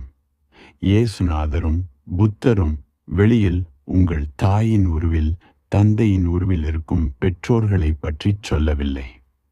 உங்களுக்குள் உங்கள் தாயும் தந்தையும் உருவாக்கிய பதிவுகளை பற்றித்தான் அவர்கள் சொல்கிறார்கள். வெளியில் இருக்கும் உங்கள் பெற்றோர்கள் உங்களை ஒன்றும் செய்ய முடியாது. நீங்கள் இங்கு அமெரிக்காவில் இருக்கலாம். உங்கள் பெற்றோர்கள் ஆயிரக்கணக்கான மைல்களுக்கு அப்பால் இந்தியாவில் இருக்கலாம். அவர்கள் உங்களை என்ன செய்ய முடியும்? அவர்களால் உங்கள் மேல் ஆதிக்கம் செலுத்த முடியாது. ஆனால் உங்களுக்குள்ளே அவர்கள் உண்டாக்கிய பதிவுகள், கருத்துக்கள், எண்ணங்கள் இருக்கின்றன. இந்த கருத்துக்களும் பதிவுகளும் உங்கள் மேல் ஆதிக்கம் செலுத்தி கொண்டே இருக்கும். நீங்கள் இங்கே சந்நியாசியாக இருப்பது உங்கள் பெற்றோர்களுக்கு பிடிக்கவில்லை என்றால் உங்களை குற்ற உணர்வு வாட்டும். உங்கள் பெற்றோர்களை காயப்படுத்துவதாக நீங்கள் நினைத்து கொண்டிருப்பீர்கள். அது உங்கள் வளர்ச்சிக்கு நல்லதல்ல. ஆனால் எல்லா பெற்றோர்களும் புதுமையாக இருக்கும் எதையும் எதிர்க்கத்தான் செய்வார்கள். புத்தர் துறவியானதில் அவரது தந்தைக்கு விருப்பமில்லை. அவருக்கு புத்தரின் மேல் கோபம், பயங்கர கோபம். அந்த நாட்டுக்கே இளவரசரான புத்தர் நாட்டை விட்டே ஓட வேண்டியிருந்தது. அவரது நாட்டில் இருந்தால் எப்படியும் அவரது தந்தை ஒற்றர்களை வைத்து அவரை பிடித்து விடுவார் என்று அஞ்சினார் புத்தர். புத்தர் அவரது தந்தைக்கு ஒரே மகன். அவரது தந்தைக்கும் வயதாகிவிட்டது. புத்தர் அரண்மனையை விட்டு ஓடிய போது அவரது தந்தைக்கு வயது 70. தந்தைக்கும் பயம். தனக்கு பின் தனது நாட்டை ஆளப்போவது யார் என்று அவர் கவலைப்பட ஆரம்பித்தார். இதற்கிடையில் புத்தரை பற்றி நாலா பக்கங்களிலிருந்தும் கதைகளும் வதந்திகளும் வர ஆரம்பித்தன. புத்தர் துறவியாகிவிட்டார். அவர் பிச்சை எடுத்துத்தான் உண்கிறார். அவர் பிச்சைக்காரனைப் போலத்தான் வாழ்கிறார் போன்ற செய்திகளை கேட்டு தந்தை கோபத்தில் வெகுண்டார். இது என்ன முட்டாள்தனம்! ஒரு சக்கரவர்த்தியின் மகன் பிச்சை எடுப்பதா? எதுக்காக? அவனிடம்தான் எல்லாம் இருக்கிறதே. எதுக்காக பிச்சை எடுக்க வேண்டும்? காலில் எதுவும் அணியாமல் வீடு வீடாக போய் பிச்சை எடுக்கிறானாமே. அவனோடு ஒரு பிச்சைக்காரர்கள் கூட்டம் வேறு இருக்கிறதாமே. எனக்கு துரோகம் செய்துவிட்டான் என் மகன். புத்தரின் தந்தைக்கு மகா கோபம். இங்கே கொஞ்சம் நின்று சிந்தித்து பார்த்தால் ஒரு உண்மை விளங்கும். தந்தைக்கு கோபம் மகன் பிச்சை எடுக்கிறான் என்பதால் அல்ல. மகன் தங்கள் மதத்துக்கு எதிராக போய்விட்டானே என்பதுதான் கோபத்துக்கு காரணம். புத்தரின் தந்தை எப்படியெல்லாம் வாழ்ந்தாரோ அதையெல்லாம் அவரது மகன் எதிர்க்கிறான் என்பதுதான் அவரது கோபம். அவர் எதையெல்லாம் பிரதிபலித்தாரோ அதையெல்லாம் புத்தர் எதிர்க்கிறானே என்பதுதான் அவரது கோபத்துக்கு காரணம். தனது அகங்காரத்தை எதிர்க்கிறானே என்பதுதான் தந்தையின் கோபத்துக்கு உண்மையான காரணம். இயேசுநாதரின் பெற்றோருக்கும் அவர் மேல் கோபம் இருந்தது. இயேசுநாதரின் பெற்றோர்கள் சடங்காச்சாரமாக வாழ்ந்து வந்த யூதர்கள். இயேசுநாதரோ யூதர்களின் மதத்துக்கு எதிராக தொடர்ந்து பேசி வந்தார். அதனால் அவர்களுக்கு தங்கள் மகன் மேல் கோபம் இருந்தது. யூதர்கள் மோசஸை தெய்வமாக வழிபட்டவர்கள். இந்த மோசஸ் தான் இறைவனிடமிருந்து 10 கட்டளைகளை வாங்கி வந்த மகானுபாவர். அந்த மோசஸை விட இயேசு பெரியவனா என்றுதான் அவர்கள் கோபப்பட்டார்கள். இயேசுநாதர் அடிக்கடி சொல்வார், கடந்த காலத்தில் உங்களிடம் அவர்கள் இப்படியெல்லாம் சொன்னார்கள், அவையெல்லாம் தவறு. உங்கள் மேல் ஒருவர் செங்கல்லை எறிந்தால் பதிலுக்கு அவர் மேல் கருங்கல்லை எறி என்று சொன்னார்கள். ஆனால் நான் சொல்கிறேன் கேளுங்கள், யாராவது உங்களை ஒரு கன்னத்தில் அறைந்தால் அவருக்கு மறு கன்னத்தை காட்டுங்கள். இந்த உபதேசம் யூதர்களின் மதத்துக்கு நேர் எதிரானது. இது அவர்களின் நீதிமுறைக்கு புறம்பானது. யூதர்களின் கடவுள் அவர்களின் புனித நூலான டால்மட்டில் சொல்கிறார், நான் பொறாமை பிடித்தவன். எனக்கு எதிராக நீங்கள் செயல்படுவதை என்னால் தாங்கிக் கொள்ள முடியாது. நீங்கள் என்னை எதிர்த்தால் நான் உங்களை அழித்து விடுவேன். அந்த கடவுளுக்கு ஏற்பட்ட கோபத்தில் அந்த காலத்திலேயே 2 நகரங்களை முற்றிலுமாக அழித்து விட்டார் அவர். ஹிரோஷிமா, நாகசாகியில் நடந்த பேரழிவை யூதர்களின் கடவுள் 300 ஆண்டுகளுக்கு முன்பே செய்து காட்டிவிட்டார். அவர் அந்த காலத்தில் 2 நகரங்களை அழித்ததற்கு ஒரே காரணம் அந்த நகரங்களில் இருந்த மக்கள் அன்றிருந்த விதிகளின்படி நடந்து கொள்ளாததுதான். இதில் சிந்திக்க வேண்டிய விஷயங்கள் பல இருக்கின்றன. எல்லா மக்களும் ஒழுக்கம் இல்லாமல் இருந்திருக்க மாட்டார்கள். அப்படியே இருந்தாலும் எல்லாருடைய ஒழுக்கமின்மையும் ஒரே மாதிரியாக இருந்திருக்காது. அந்த நகரங்களில் சிறு குழந்தைகள் இருந்திருப்பார்கள். அவர்கள் நிச்சயம் குற்றமற்றவர்களாகத்தான் இருந்திருப்பார்கள். அவர்களுக்கு ஒழுக்கத்தை பற்றியும் ஒழுக்கமின்மையை பற்றியும் என்ன தெரியும்? அந்த நகரங்களில் பல நோயாளிகள் இருந்திருக்கலாம். தனது படுக்கையை விட்டு அசைய முடியாத அந்த நோயாளிகள் எப்படி ஒழுக்கக்கேடாக நடந்து கொள்ள முடியும்? ஆனால் யூதர்களின் கடவுளுக்கு வந்த பயங்கரமான கோபத்தில் மனித இனத்துக்கு பாடம் கற்பிக்க வேண்டும் என்பதற்காகவே 2 நகரங்களையும் ஒட்டுமொத்தமாக அழித்து விட்டார். ஆனால் இந்த இளைஞன் இயேசுவோ மன்னியுங்கள் என்று உபதேசம் செய்து கொண்டிருந்தார். யூதர்களின் மதத்தை முற்றிலும் எதிர்ப்பதாக இருந்தது அந்த உபதேசம். இயேசுநாதர் மக்களுக்கு புதிய கொள்கைகளை, புதிய தத்துவங்களை, புதிய பார்வைகளை தந்தார். அதனால்தான் அவரது பெற்றோர்கள் அவர் மேல் கோபப்பட்டார்கள். ஒருமுறை இயேசுநாதர் உபதேசம் செய்து கொண்டிருந்தார். அவரை சுற்றி அவரது சீடர்கள் இருந்தார்கள். அதுபோக ஒரு பெரிய கூட்டமே இருந்தது. அப்போது அவரை தேடிக்கொண்டு அவரது தாயார் மேரி அங்கு வந்தார். கூட்டத்தில் இருந்த ஒருவர் இயேசுநாதரிடம், உங்கள் அம்மா வந்திருக்கிறார்கள், வெளியே காத்திருக்கிறார்கள், உங்களை அவசரமாக பார்க்க வேண்டுமாம் என்று சொன்னார். அதுக்கு பதிலாக இயேசுநாதர் என்ன சொன்னார் தெரியுமா? அந்த பொண்ணிடம் சொல்லுங்கள், கவனியுங்கள், என் தாயிடம் சொல்லுங்கள் என்று சொல்லவில்லை. என்னுடைய தாய் என்று யாரும் இல்லை, தந்தை என்று யாரும் இல்லை, எனக்கு உறவினர்கள் யாரும் இல்லை. இங்கே என்னை சுற்றி இருப்பவர்கள்தான் என் உறவினர்கள். என்னுடன் இல்லாதவர்கள் என் உறவினர்கள் இல்லை.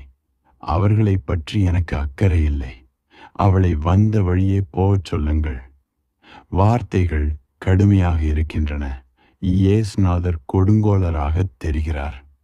ஆனால் அதற்கெல்லாம் ஒரு காரணம் இருக்கிறது. இப்படி உண்மையிலேயே நடந்திருக்கும் என்று எனக்கு தோன்றவில்லை. இவையெல்லாம் ஒரு வகையில் குறியீட்டு கதைகள். அந்த பெண்ணிடம் சொல்லுங்கள் என்று தனது தாயை குறித்து சொல்லும் அளவிற்கு இயேசுநாதர் கல்நெஞ்சுக்காரர் கிடையாது. ஆனால் இந்த குறியீட்டு கதையில் ஒரு முக்கியமான உண்மை பொதிந்து கிடக்கிறது. நீங்கள் முழுவதுமாக பக்குவம் அடைய வேண்டுமென்றால் உங்கள் தாய் தந்தை பற்றிய எண்ணங்களை நீங்கள் விட்டுவிட வேண்டும். அந்த எண்ணங்களை சுமந்து கொண்டிருக்கும் வரை நீங்கள் குழந்தையாகத்தான் இருப்பீர்கள். உங்கள் தாயோ தந்தையோ நீங்கள் பக்குவமடைவதை விரும்ப மாட்டார்கள். அதன் பின் நீங்கள் சுதந்திர பறவையாகி உங்கள் போக்கில் பறந்து போய்விடுவீர்களே. நீங்கள் எப்போதும் பக்குவமில்லாத குழந்தையாக இருக்க வேண்டும் என்றுதான் அவர்கள் விரும்புவார்கள். அனைத்து மதங்களும் பெற்றோர்களை மதிக்க வேண்டும் என்று உபதேசம் செய்கின்றன. ஏன்? அப்போதுதான் நீங்கள் கடந்த காலத்தை, சாஸ்திர சம்பிரதாயங்களை, மரபுகளை, பழக்க வழக்கங்களை மதிப்பீர்கள். நீங்கள் உங்கள் தந்தையை மதித்தால்தான் தந்தையுருவில் இருக்கும் கடவுளை மதிப்பீர்கள். நீங்கள் உங்கள் பெற்றோர்களை மதிக்காவிட்டால் உங்கள் சாஸ்திர சம்பிரதாயங்களையும் மதிக்க மாட்டீர்கள். அப்படி நீங்கள் இருப்பது உங்கள் மதத்துக்கு ஆபத்து. உங்கள் தாய் தந்தையை மதிக்கக்கூடாது என்று நான் சொல்லவில்லை. உங்களுக்குள்ளே இருக்கும் உங்கள் தாய் தந்தை பற்றிய பதிவுகளிலிருந்து நீங்கள் முற்றிலுமாக விடுதலை அடைந்தால் தான் உங்கள் தாய் தந்தையை உங்களால் உண்மையாக மதிக்க முடியும். அதுவரை உங்கள் மதிப்பும் மரியாதையும் போலியானவையாகவே இருக்கும். அவர்களிடமிருந்து நீங்கள் முழுமையாக விடுதலை பெற்றால்தான் அவர்கள் மேல் உங்களால் அன்பு காட்ட முடியும். இல்லாவிட்டால் உங்கள் அன்பில் போலித்தன்மையே மிஞ்சி நிற்கும். அவர்கள் மேல் உங்களுக்கு கோபம் கூட இருக்கும். நீங்கள் ஒருவர் மேல் அன்பு காட்ட வேண்டுமென்றால் நீங்கள் எந்த வகையிலும் அவரை சார்ந்து இருக்கக்கூடாது. நீங்கள் உங்கள் முதலாளியை சார்ந்திருக்கிறீர்கள் என்று வைத்துக்கொள்வோம். அவர் மேல் நீங்கள் அன்பு காட்டுவது என்பது ஒரு போலி நாடகம்தான். உங்கள் மனதின் அடி ஆழத்தில் வெறுப்பு மண்டி கிடக்கிறது. ஆனால் வெளியே சில நன்மைகளுக்காக அன்பு காட்ட வேண்டிய கட்டாயத்தில் இருக்கிறீர்கள். அது அன்பே இல்லை. அதே சமயத்தில் நீங்கள் அவர் மேல் அன்பு வைத்தால் அதில் அர்த்தம் இருக்கிறது. விதிவிலக்கில்லாமல் ஒவ்வொரு குழந்தையும் தனது பெற்றோரை வெறுக்கிறது. ஆனால் வெளியிலிருந்து மரியாதை செலுத்த வேண்டும் என்ற எண்ணம் அந்த குழந்தை மேல் திணிக்கப்படுகிறது. உங்கள் ஆழ்மனதை உற்று பாருங்கள். உங்கள் பெற்றோர்களை பழிவாங்க வேண்டும் என்ற நெருப்பு உங்களுக்குள் கனன்று கொண்டிருக்கும். நீங்கள் இப்படி இருப்பதற்கு அவர்கள்தான் காரணம் என்று அவர்கள் மேல் உங்களுக்கு எப்போதும் கோபம் இருக்கும். உங்கள் வாழ்க்கையின் துன்பங்களுக்கு எல்லாம் அவர்கள்தான் காரணம் என்று நீங்கள் நம்பிக்கொண்டிருக்கிறீர்கள்.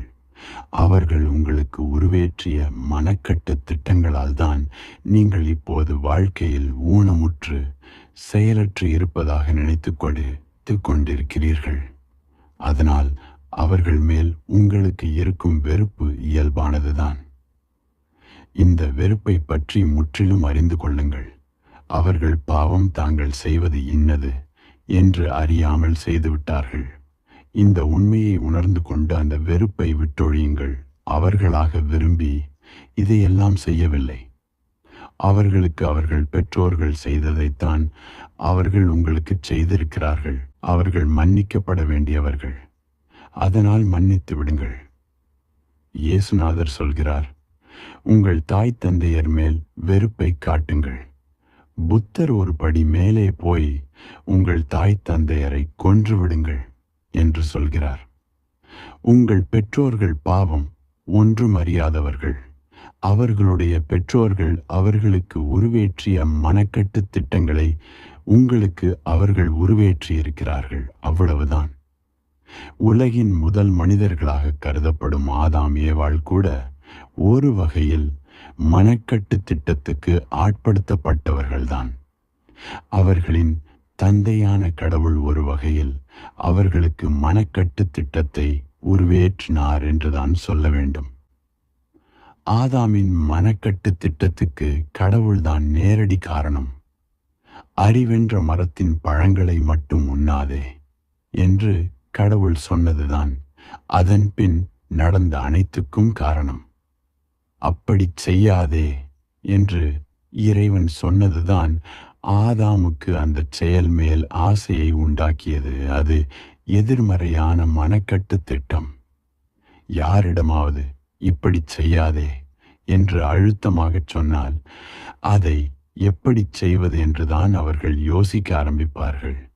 ஏன் கடவுள் ஏன் அப்படி சொல்லி ஆதாமின் ஆவலை தூண்டினார்? ஏனென்றால் அறிவு மரம் அப்படி ஒன்றும் தீங்கு விளைவிக்க முடியாது.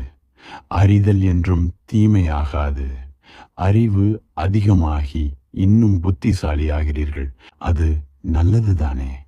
அறிவு, ஞானம் எல்லாமே நன்மைகள் தானே? ஆதாம் என்ன நினைத்திருப்பான்? கடவுள் ஒரு திட்டம் போட்டிருக்கிறார். அவரளவு நான் அறிவாளி ஆகிவிடக்கூடாது என்று நினைக்கிறார். நான் அறிவில்லாமல் இருக்கும் வரைதான் அவரை சார்ந்து இருப்பேன். எனக்கென்று அறிவு வளராத வரைதான் நான் அவரிடம் போய் அறிவுரை கேட்டு கொண்டிருப்பேன். அறிவில்லாதவரை என்னுடைய வாழ்க்கையை நான் வாழ முடியாது. கடவுளின் நிழலாக, அவரது அடிமையாக, ஒரு விலங்காகத்தான் நான் வாழ முடியும். ஒருவேளை நான் தனி மனிதனாக சுதந்திரமாக இருப்பதை கடவுள் விரும்பாமல் இருக்கலாம். அதன் காரணமாகத்தான் அறிவு மரத்திலிருந்து நான் பழங்கள் உண்ணக்கூடாது என்று தடை விதித்திருக்கலாம். இது எளிமையான சரியான விளக்கம். இதைத்தான் சாத்தான் செய்தது. சாத்தான் ஏவாளிடம் போய் இதே வாதங்களைத்தான் சொன்னது. அது ஏன் ஆதாமை விட்டுவிட்டு ஏவாளிடம் போக வேண்டும்? ஏவாள் ஒத்துக்கொண்டால் அதன் பின் அவள் மூலம் ஆதாமை இழுப்பது எளிதாக இருக்கும் அல்லவா? இது விளம்பரத்துறையில் இருக்கும் அனைவருக்கும் தெரியும். அதனால்தான் அவர்கள் பெண்களை குறிவைக்கிறார்கள். பெண்களை ஏற்றுக்கொள்ள வைத்துவிட்டால் அதன் பின் அவர்களை யாராலும் மாற்ற முடியாது. முக்கியமாக அவர்களுடைய கணவர்களால் அதை செய்யவே முடியாது. விளம்பரத்தில் உள்ள பொருள் தனக்கு வேண்டும் என்று பெண் நச்சரிக்கத் தொடங்கினால் கணவனால் அந்த சித்திரவதையை தாங்கிக் கொள்ளவே முடியாது. சாத்தான் தான் உலகத்தின் முதல் விளம்பரத்துறை விற்பனன். விளம்பரத்துறையை கண்டுபிடித்ததே சாத்தான் தான். சாத்தான் ஆதாமை பற்றி கவலைப்படவில்லை. எல்லா கணவர்களும் பொண்டாட்டி தாசர்கள் என்பது சாத்தானுக்கு அன்றே தெரிந்திருக்க வேண்டும். அதனால்தான் சாத்தான் ஆதாமை கண்டுகொள்ளாமல் ஏவாளிடம் போய் வத்தி வைத்தது. கடவுள் ஞானப்பழத்தை ஏன் உண்ண வேண்டாம் என்று சொன்னார் என்று யோசித்து பார்த்தாயா? அதை சாப்பிட்டால் நீங்களும் கடவுளைப் போல் அறிவுடையவர்களாகிவிடுவீர்கள். அப்படியானால் அவரது பதவிக்கு ஆபத்து வந்துவிடும் அல்லவா? நீங்கள் இருவரும் கடவுளாக மாற இதுதான் கடைசி வாய்ப்பு. இதை முட்டாள்தனமாக நழுவ விட்டு விடாதீர்கள். ஞானப்பழத்தை உண்ணுங்கள். கடவுளாக மாறி களியாட்டம் போடுங்கள். கடவுளாக வேண்டும் என்று யாருக்குத்தான் ஆசை இருக்காது? அந்த கவர்ச்சிக்கு முன்னால் வேறு எதுவும் ஈடுபடவில்லை. ஆனால் ஞானப்பழம் அவ்வளவு கவர்ச்சியாக தெரிய காரணம் என்ன? கடவுள்தான். அவர் உருவேற்றிய மனக்கட்டு திட்டம்தான். கடவுள் அந்த பழத்தை பற்றி ஒன்றுமே சொல்லாமல் இருந்திருந்தால் ஆதாம் ஏவாளுக்கு அதை உண்ண வேண்டும் என்ற ஆசையே வந்திருக்காது.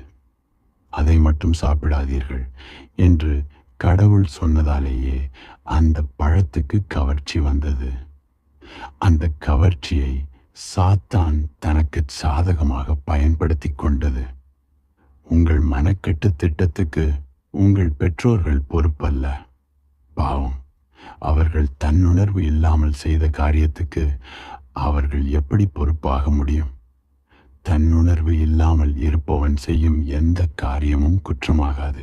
நீங்கள் உங்களுக்குள்ளே ஆழமாகச் சென்று உங்கள் பெற்றோர்கள் உருவாக்கிய நேர்மறை எதிர்மறை பதிவுகளை அழிக்க வேண்டும். அப்படி அழித்தபின் தான் உங்கள் பெற்றோர்கள் மேல் உங்களுக்கு கருணை பிறக்கும். நன்றியுணர்வு அதிகமாகும். பாவம், அவர்கள் உங்களுக்கு நன்மை செய்வதாக நினைத்து கொண்டுதான் அதை செய்திருக்கிறார்கள். உங்களுக்கு தீங்கிழைக்க வேண்டும் என்று திட்டமிட்டு செயல்படவில்லை அவர்கள். இப்போது கூட அவர்கள் உங்கள் மேல் கோபமாக இருப்பதற்கு காரணம் இவன் இப்படி ஓஷோவிடம் போய் சந்நியாசியாகிவிட்டானே என்ற வருத்தம்தான். நீங்கள் ஆகி வந்த அந்த புதிய வாழ்க்கையை அவர்கள் ஏற்றுக்கொண்டால் அது அவர்களது பழைய நம்பிக்கைகளுக்கு அச்சுறுத்தலாக அமையும். நீங்கள் பாரம்பரிய பாதையிலிருந்து விலகி போகிறீர்கள் என்ற கவலை நீங்கள் தேர்ந்தெடுத்த பாதை தவறாகிவிடுமோ என்ற ஆதங்கத்தில் இருந்து வருகிறது.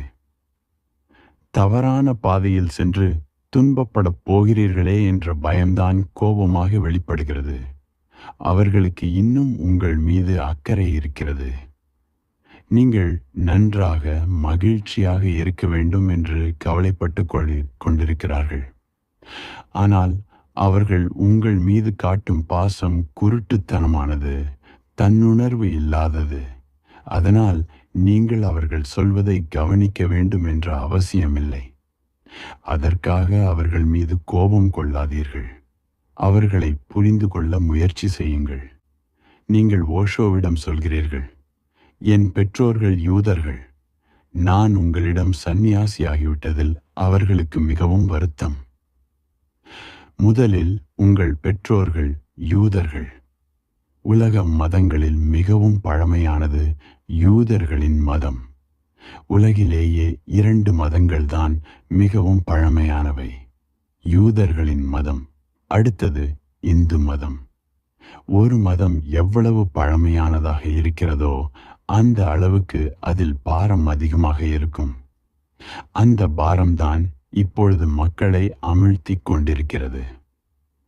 புதிதாக தோன்றும் மதங்கள் லேசாக இருக்கும். என் சந்நியாசிகள் லேசாக ஏறக்குறைய நடனமாடுவது போல் நடந்து போவார்கள். ஆனால் 5000 ஆண்டுகள் பழமையான மதம் மிகவும் கனமாக இருக்கும். அதற்கு நீண்ட இறந்த காலம் இருக்கிறது. அவர்களால் இயேசுநாதரையே மன்னிக்க முடியவில்லை. உங்களையா மன்னிக்கப் போகிறார்கள்? இத்தனைக்கும் இயேசுநாதர் ஏன் சந்நியாசியாக மாறவில்லை? சொல்லப்போனால் இயேசுநாதர் யூத சம்பிரதாயங்களுக்கு கட்டுப்பட்டுத்தான் வாழ்ந்தார். ஒன்றை மட்டும் நன்றாக புரிந்து கொள்ளுங்கள், இயேசுநாதர் கிறிஸ்தவராக வாழவில்லை. ஏனென்றால் இயேசுநாதர் வாழும்போது கிறிஸ்துவ மதமே தோன்றியிருக்கவில்லை. இயேசுநாதரின் சாவில்தான் கிறிஸ்துவ மதம் பிறந்தது. அதுவும் அவர் கொடூரமாக சிலுவையில் அறையப்பட்டதால் தான் அந்த மதம் பிறந்தது. அதனால் நான் அந்த மதத்தை சிலுவை மதம் என்றுதான் சொல்வேன். அது இயேசு கிறிஸ்து சம்பந்தப்பட்ட மதம் இல்லை, அது சிலுவை சம்பந்தப்பட்ட மதம். அதனால்தான் அந்த மதத்துக்கு சிலுவையே சின்னமாயிற்று. இயேசுநாதரை விட சிலுவைக்குத்தான் அந்த மதத்தில் மதிப்பு அதிகம். தங்கள் மரபை விட்டு அதிகம் வெளியே போகாத இயேசுநாதரையே யூதர்களால் மன்னிக்க முடியவில்லை. என் சந்நியாசியாகிவிட்ட உங்களை உங்கள் பெற்றோர்கள் எப்படி மன்னிக்கப் போகிறார்கள்? சொல்லுங்கள். இயேசுநாதர் சில வினோதமான விஷயங்களை சொன்னார் என்பது உண்மைதான். அவர் சில புதுமையான விஷயங்களை சொன்னார். ஒரு புதிய ஒளியை கொண்டு வந்தார். யூதர்கள் மனத்தில் 1000 ஆண்டுகளாக படிந்திருந்த அழுக்கை அவர் அகற்றினார். இந்த குற்றங்களை செய்த இயேசுநாதரையே அவர்களால் மன்னிக்க முடியவில்லை. இயேசுநாதருக்கு சாதகமாக இதுவரை ஒரு யூதர் கூட புத்தகம் எழுதவில்லை. இயேசு இறந்து 2000 ஆண்டுகளான பின்பும் அவரை மன்னித்து ஏற்றுக்கொள்ள யூதர்களுக்கு மனம் வரவில்லை. இன்னும் அவர்கள் இயேசுநாதர் குற்றவாளி என்றுதான் நினைத்து கொண்டிருக்கிறார்கள். இயேசுநாதரை சிலுவையில் அறைந்தது சரியான தண்டனைதான் என்று இன்னமும் நினைத்து கொண்டிருக்கிறார்கள். இந்த பின்னணியில் நீங்கள் எனது சந்நியாசியானது அவர்களை பொறுத்த மட்டில் மன்னிக்க முடியாத குற்றம். ஏனென்றால் நீங்கள் எல்லா மரபுகளையும் உடைத்தெறிந்து விட்டீர்கள். இது ஒரு மரபிலிருந்து மற்றொன்றுக்கு மாறுவது அல்ல. மரபுகளே தேவையில்லை என்று உடைத்தெறிவது, மரபுகளுக்கு அப்பாற்பட்டு நிற்பது, சம்பிரதாயங்களை எல்லாம் கடந்து நிற்பது. இது கலப்படமில்லாத புரட்சி. அதனால்தான் அவர்கள் இதை கண்டு பயப்படுகிறார்கள். எனக்கும் யூதர்களுக்கும் ஏதோ விட்ட குறை, தொட்ட குறை இருக்க வேண்டும் என்று நான் நினைக்கிறேன். பல யூதர்கள் என்னால் கவரப்பட்டு இங்கே வந்திருக்கிறார்கள். ஒருவேளை நானே போன ஜென்மத்தில் யூதனாக இருந்தேனோ தெரியவில்லை. ஏனென்றால் யூதர்களை கவர்வது என்பது அவ்வளவு எளிதான காரியமல்ல. யூதர்களுக்கு பொதுவாக யாரையுமே பிடிக்காது. என்னிடம் மட்டும் ஏன் அவர்கள் வர வேண்டும்? அவர்கள் மனதில் ஆழத்தில் எங்கேயோ தொற்றிருக்கிறேன் என்று நினைக்கிறேன். இந்த உலகத்திலேயே சம்பிரதாயங்களால், மரபுகளால் அதிகம் துன்பப்பட்ட இனம் ஒன்று உண்டென்றால் அது யூதர்களின் இனம்தான்.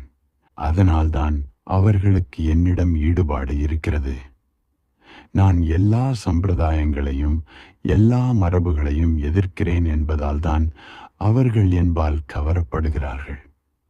தங்களை அழுத்திக் கொண்டிருக்கும் மரபுகளின் பாரத்தை இறக்கி வைக்க வழி தேடிக் கொண்டிருக்கிறார்கள் அவர்கள். ஒரு யூதனும் ஒரு கருப்பினத்தவனும் ரயிலில் அருகருகே அமர்ந்திருந்தார்கள். கருப்பன் ஏதோ ஒரு புத்தகத்தை படித்துக் கொண்டிருந்தான். அது என்ன புத்தகம் என்று யூதன் எட்டிப்பார நான் பார்த்தான். யூதர்கள் புனித மொழியாக கருதும் ஹீப்ரூ மொழி புத்தகம் அது.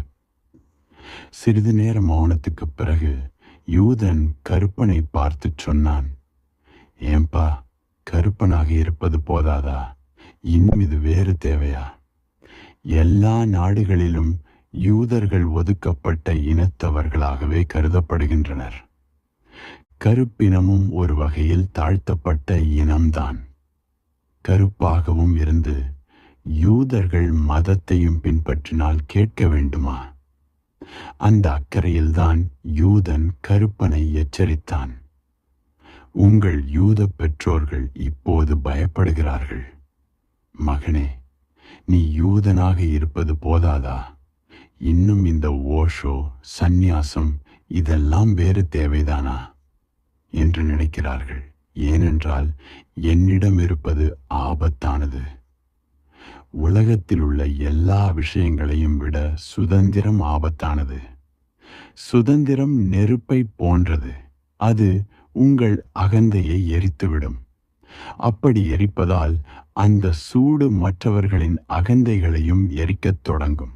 அதனால் உங்களுக்கு அதிக அளவில் பகைவர்கள் இருப்பார்கள். யூதர்கள் உலக வாழ்வில் அதிக பற்றுடையவர்கள்.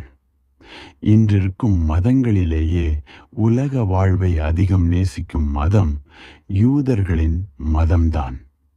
மதங்களில் 2 வகை உண்டு. ஒரு வகை இவ்வுலக வாழ்வை உயர்த்திச் சொல்லும். மறு உலகம் என்று ஒன்றுமே இல்லை. இந்த உலகத்தில் நாம் அனுபவிப்பதுதான் நிஜம் என்று ஆணித்தரமாகச் சொல்லும். அடுத்த வகை மறு உலக வாழ்வைச் சேர்ந்தவை. இந்த உலகம் என்பதே வெறும் மாயைதான். மறு உலகில் சொர்க்கத்தை அடைய வேண்டும் என்பதே நோக்கம் என்று வாதிடும். அதில் யூத மதம் முதல் வகையைச் சேர்ந்தது.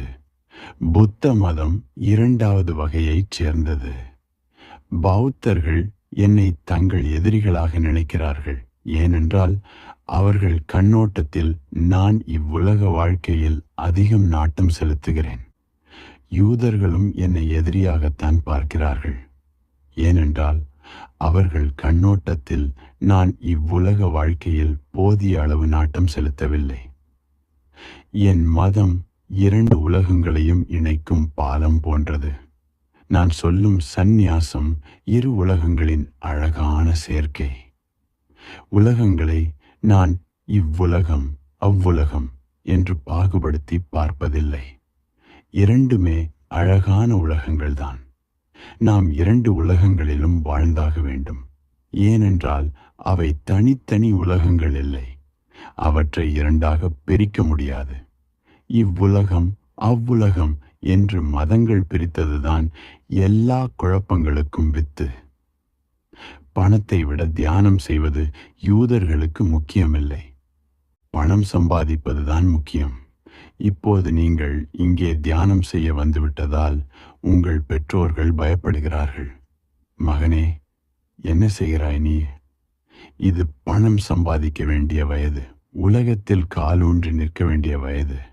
உன் நேரத்தை தியானம் செய்வதில் சந்நியாசத்தில் வீணாக்காதே. அவர்களை பொறுத்த மட்டில் உங்கள் இளவயதில்தான் நீங்கள் சாதிக்க முடியும், சம்பாதிக்க முடியும். வயதாகிவிட்டால் உங்களால் எதுவும் செய்ய முடியாது.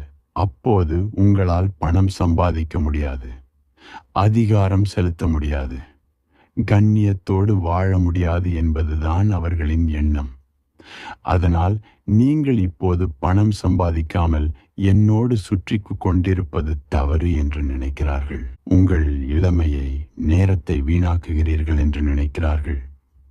இங்கு வந்து சேர்ந்த பின்னரும் யூதர்களால் தங்கள் பழைய பழக்கங்களை, பழைய மனப்பாங்கை எளிதில் விட முடியவில்லை. இப்படித்தான் ஒரு நாள் ஒரு சந்நியாசிக்கு திடீரென்று உற்சாகம் பிறந்தது. அவள் தியானம் செய்து கொண்டிருந்த போது ஏதோ அபூர்வமான அமைதி ஏற்பட்டிருக்க வேண்டும். இல்லை, எனது உரையை கேட்டு கொண்டிருந்த போது ஏதாவது அரிய உண்மை புலப்பட்டிருக்க வேண்டும். ஏதோ ஒரு அற்புதம் நிகழ்ந்திருக்க வேண்டும். அப்படி நிகழும் போது நீங்கள் யூதராக இருந்தால் உங்கள் யூத குணம் மறைந்து போய்விடும். உற்சாகமடைந்த அந்த பெண் சந்நியாசி அலுவலகத்துக்கு போனாள். ஏதோ ஒரு சக்தியால் உந்தப்பட்டு இந்த கூட்டமைப்புக்கு நான் 40 லட்சம் ரூபாய் அளிக்க விரும்புகிறேன் என்று சொன்னாள். அவர்கள் அவளுக்கு நன்றி தெரிவித்தார்கள். சரியாக 5 நிமிடம் கழித்து அலுவலகத்துக்கு வந்த அந்த பெண் தான் தனது மனதை மாற்றிக்கொண்டதாக தெரிவித்தாள். தான் வாக்களித்தபடி பணம் தரப்போவதில்லை என்று திட்டவட்டமாக சொல்லிவிட்டாள். அலுவலகத்தில் உள்ளவர்களுக்கு ஆச்சரியம். என்னாயிற்று? எங்களுக்கு ஒன்றும் பிரச்சனை இல்லை.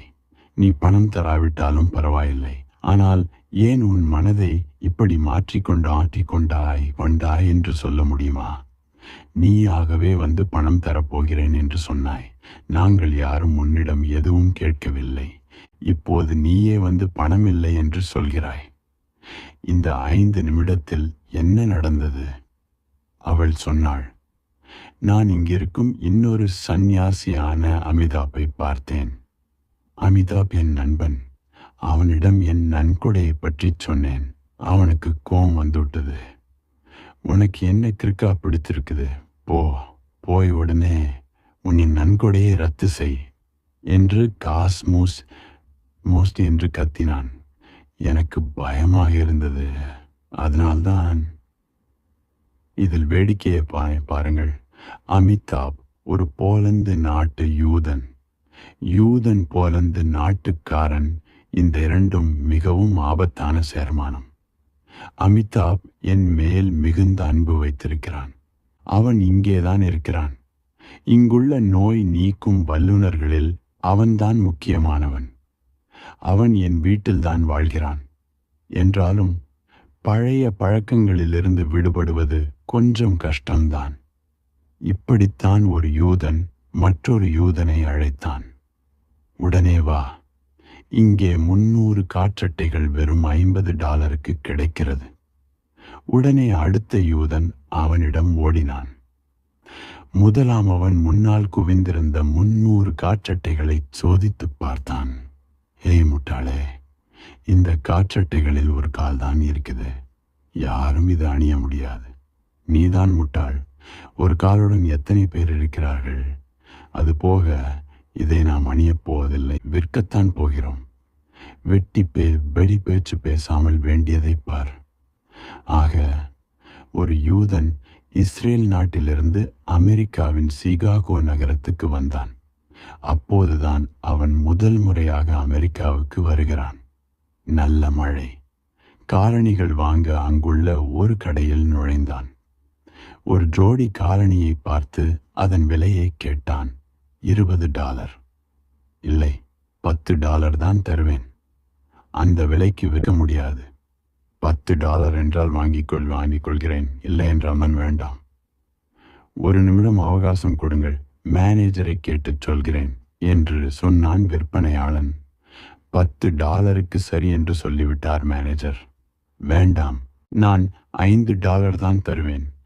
அடம் பிடிக்க ஆரம்பித்தான் யூதன். மீண்டும் மேனேஜரை கேட்டுவிட்டு வந்தான். சரி, எடுத்துக்கொள்ளுங்கள், $5 தான். மாட்டேன், நான் $2 தான் தருவேன். வெறுப்படைந்த அந்த விற்பனையாளன், யோவ் சவுக்ராக்கி, நீ ஒண்ணுமே தர வேண்டாமியா, பேசாம இதை எடுத்துக்கிட்டு ஓடி போயிடு. இலவசமாகவே தருகிறேன் என்று சொல்கிறேன். மாட்டேன் என்றால் என்ன அர்த்தம்? எனக்கு 2 ஜோடிகள் வேண்டும். அசடு வழிந்தான் யூதன். நீங்கள் இங்கே என்ன செய்து கொண்டிருக்கிறீர்களோ என்று உங்கள் பெற்றோர்கள் கவலைப்படலாம். உங்களை போன்ற ஒரு புத்திசாலி தியானத்தில் நேரத்தை வீணாக்கலாமா என்று கவலைப்படலாம். உனக்கு என்ன கிறுக்காப்ப பிடித்திருக்கிறது? ஓடியாடி சம்பாதிக்க வேண்டிய வயதில் இப்படி தியானம், சந்நியாசம் என்று உதவாக்கரை ஆசாமிகளை கட்டிக்கொண்டு அழுகிறாயே. நேரம் பணத்தை விட விலை மதிப்பானது. அதை வீணாக்கிக் கொண்டிருக்கிறாயே என்று அவர்கள் உங்கள் மேல் ஆதங்கப்படலாம். அது மட்டுமல்ல, யூதர்களோ இஸ்லாமியர்களோ பெற்றோர்கள் என்றும் பெற்றோர்கள்தான். அவர்கள் போகாத வழியில் நீங்கள் போகும்போது, இதுவரை யாருமே போகாத புது வழியில் நீங்கள் போகும்போது அவர்களுக்கு கோபம் வரத்தான் செய்யும். அவர்களை விட உங்களுக்கு அதிகம் தெரியும் என்று நீங்கள் நினைத்து கொண்டிருப்பதற்காக உங்கள் மேல் கோபப்படுகிறார்கள். அவர்களை விட புத்திசாலியாக இருக்க நீங்கள் முயற்சி செய்வதால் உங்கள் மேல் அவர்களுக்கு பழியாக கோபம் வருகிறது. ஒரு யூதன் திடீரென்று மாரடைப்பில் இறந்து விட்டான். அவனது ஆவி சொர்க்கத்துக்கு போனது. கடவுள் அவனை பார்த்து கருணை பொங்க கேட்டார், என்ன ஆயிற்று உனக்கு? கடவுளே, என்னுடைய ஒரே மகன், எங்கள் குலக்கொழுந்து சொல்லாமல் கொள்ளாமல் கிறிஸ்துவ மதத்துக்கு மாறிவிட்டான். அந்த அதிர்ச்சியை என்னால் தாங்க முடியவில்லை. அதில் ஏற்பட்ட நெஞ்சு வலியில்தான் என் உயிர் போனது. இருந்தாலும் அதுக்காக நீ இவ்வளவு கவலைப்படக்கூடாது. என் பையன் இயேசுவும் அப்படித்தான் நமது மதத்தை விட்டு போய்விட்டான். அப்படியா? நீங்கள் என்ன செய்தீர்கள் இறைவா? வேறு என்ன செய்வது? என் உயிரை மாற்றி எழுதினேன். உங்கள் பெற்றோர்கள் வேறு என்ன செய்வார்கள்? வேறு உயில் எழுதுவார்கள். எழுதிவிட்டு போகட்டுமே. அவர்களை மன்னிக்க கற்றுக்கொள்ளுங்கள். அவர்களை வெறுக்க வேண்டும் என்று நான் சொல்ல மாட்டேன். ஏனென்றால் வெறுப்பு இருக்கும் இடத்தில் சுதந்திரம் இருக்காது. நீங்கள் யாரையாவது வெறுத்தால் நீங்கள் இன்னும் அவர் மேல் பற்று வைத்திருக்கிறீர்கள் என்றுதான் அர்த்தம். வெறுப்பு என்பது உறவு, பற்று, அன்புதான் உண்மையான சுதந்திரம். அன்பு உறவல்ல, அது பற்றல்ல.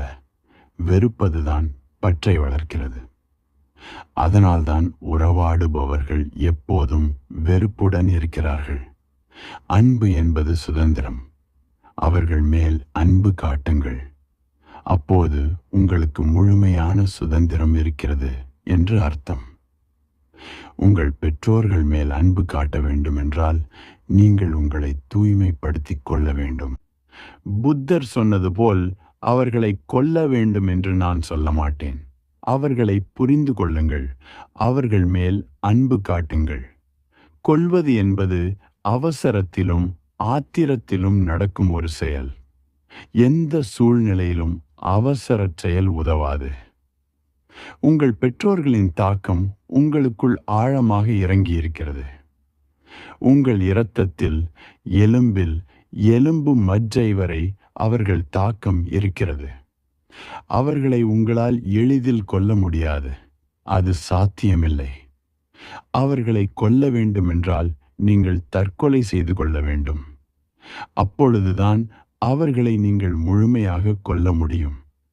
நீங்கள் அவர்களில் ஒரு பகுதியாக இருக்கிறீர்கள். அவர்கள் உங்களில் ஒரு பகுதியாக இருக்கிறார்கள். ஆனால் உங்கள் புரிந்து கொள்ளும் திறம் வலுவாக இருந்தால் அவர்களிடமிருந்து நீங்கள் விடுதலை பெறலாம். ஒரு யூதன் தனது தாயை, மனைவியை, தனது சகோதரியை கொன்றுவிட்டான். அவனுக்காக பிரமாதமாக வாதாடி விடுதலை வாங்கி கொடுத்து விட்டார் அவனுடைய வழக்கறிஞர்.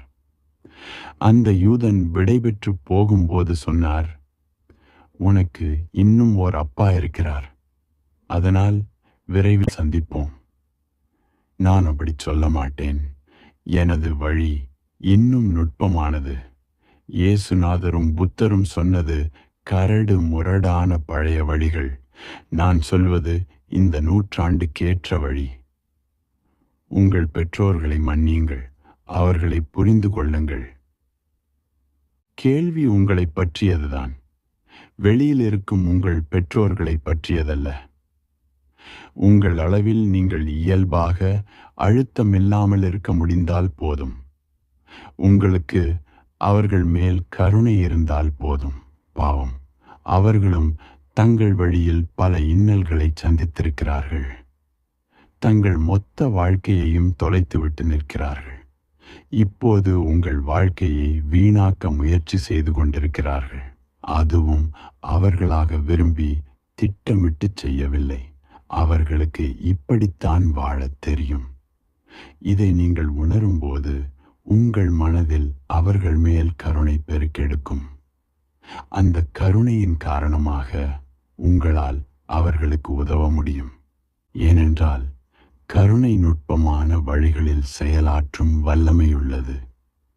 இந்த உலகத்தின் மிகப்பெரிய மந்திர சக்தி அன்புதான்.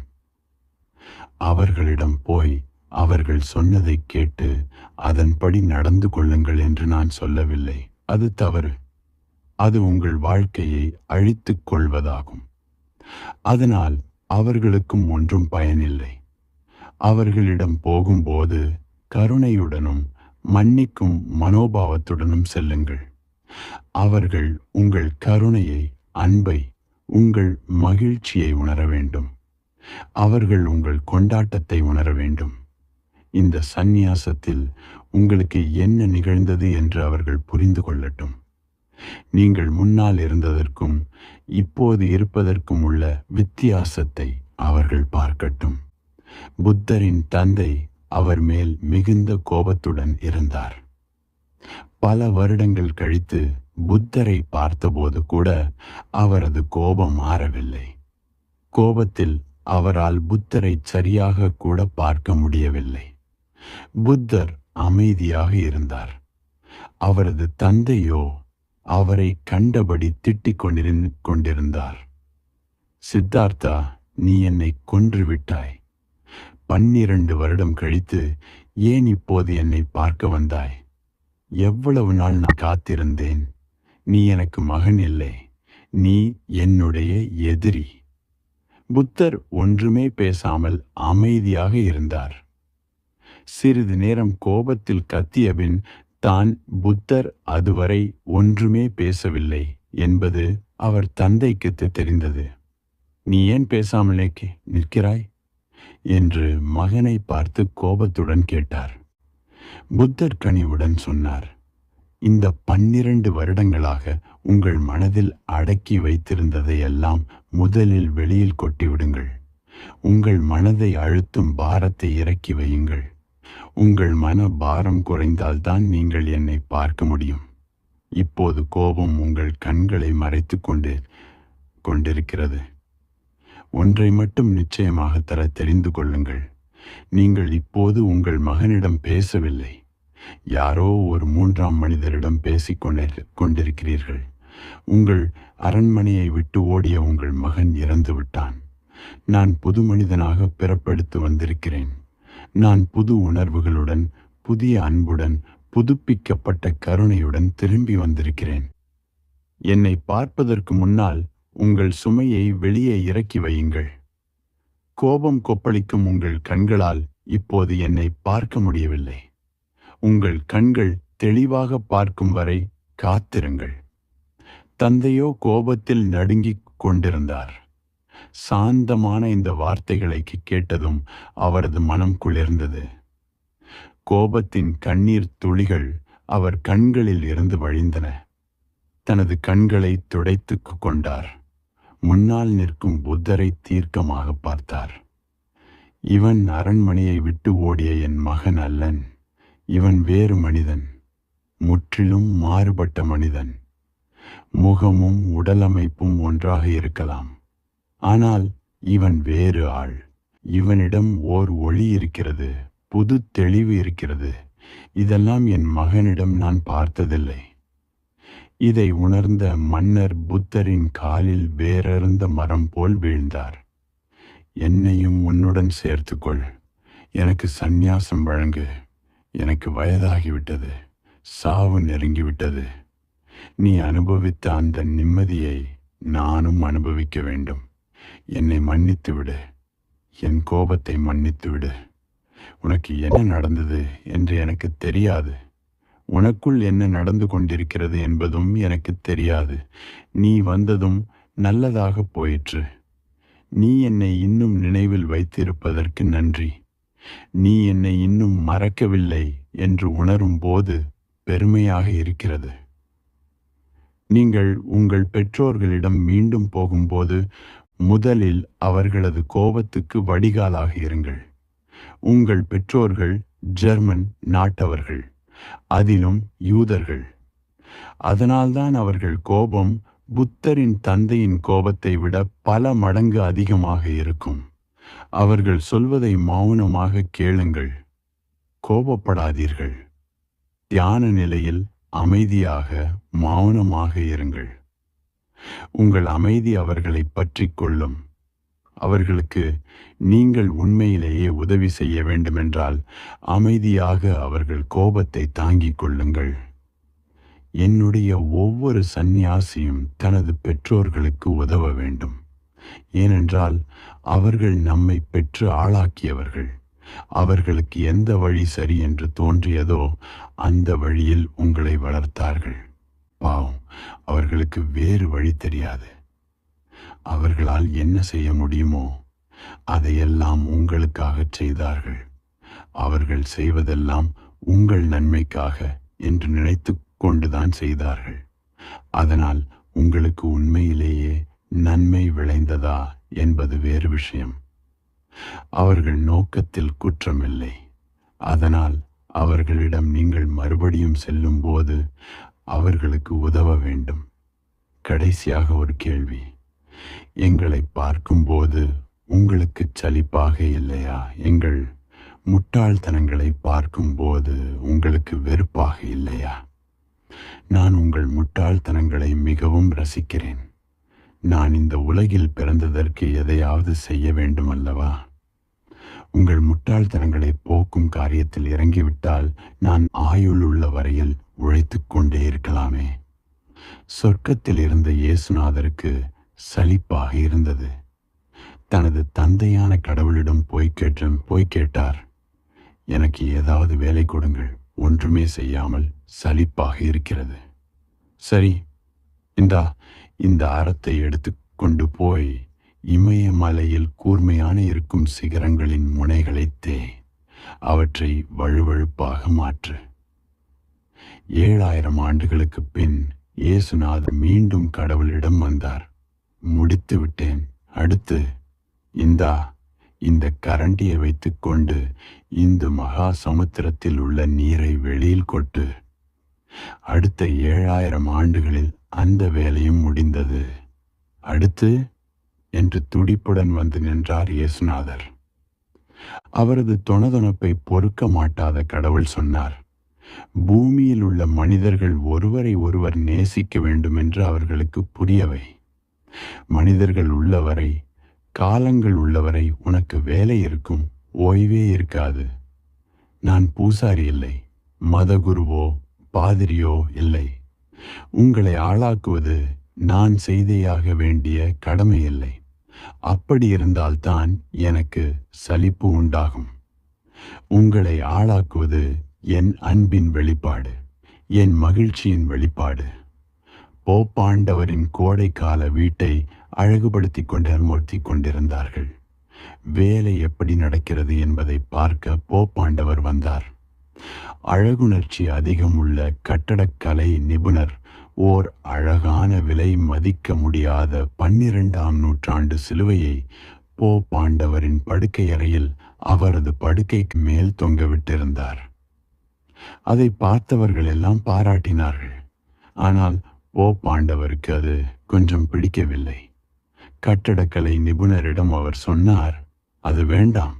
எனது தொழிலை ஞாபகப்படுத்தும் எந்த விஷயமும் எனது படுக்கை அறையில் இருக்கக்கூடாது. போப்பாண்டவருக்கு மதம் ஒரு வேலை, ஒரு தொழில். ஆனால் எனக்கு இதெல்லாம் அன்பின் வடிவம், விளையாட்டை போன்றது, நானாக விரும்பிச் செய்வது. அதனால்தான் நான் என் பணியை மிகவும் ரசித்துச் செய்கிறேன். ஒரு ரஷ்ய விண்வெளி வீரர் விண்வெளி பயணத்தை முடித்துவிட்டு பூமிக்கு திரும்பினார். அப்போது ரஷ்ய அதிபராக இருந்த பிரஷ்னேவ் அந்த வீரரை பார்த்து கேட்டார், தோழரே, உண்மையை சொல்லுங்கள், மேலே போகும்போது கடவுளை பார்த்தீர்களா? ஆமாம், பார்த்தேன். நான் நினைத்தேன், சரி, இதை பற்றி வேறு யாரிடமும் எதுவும் சொல்லாதீர்கள். சில மாதங்களுக்கு பிறகு அதே விண்வெளி வீரர் வாடிகனுக்கு போய் போப்பாண்டவரை பார்த்தார். நீங்கள் விண்வெளியில் கடவுளை பார்த்தீர்களா? இந்த வீரர் கொஞ்சம் குறும்புக்காரர். உண்மையை சொல்ல வேண்டுமென்றால் நான் கடவுளை பார்க்கவில்லை. நான் சந்தேகப்பட்டது சரியாக போயிற்று.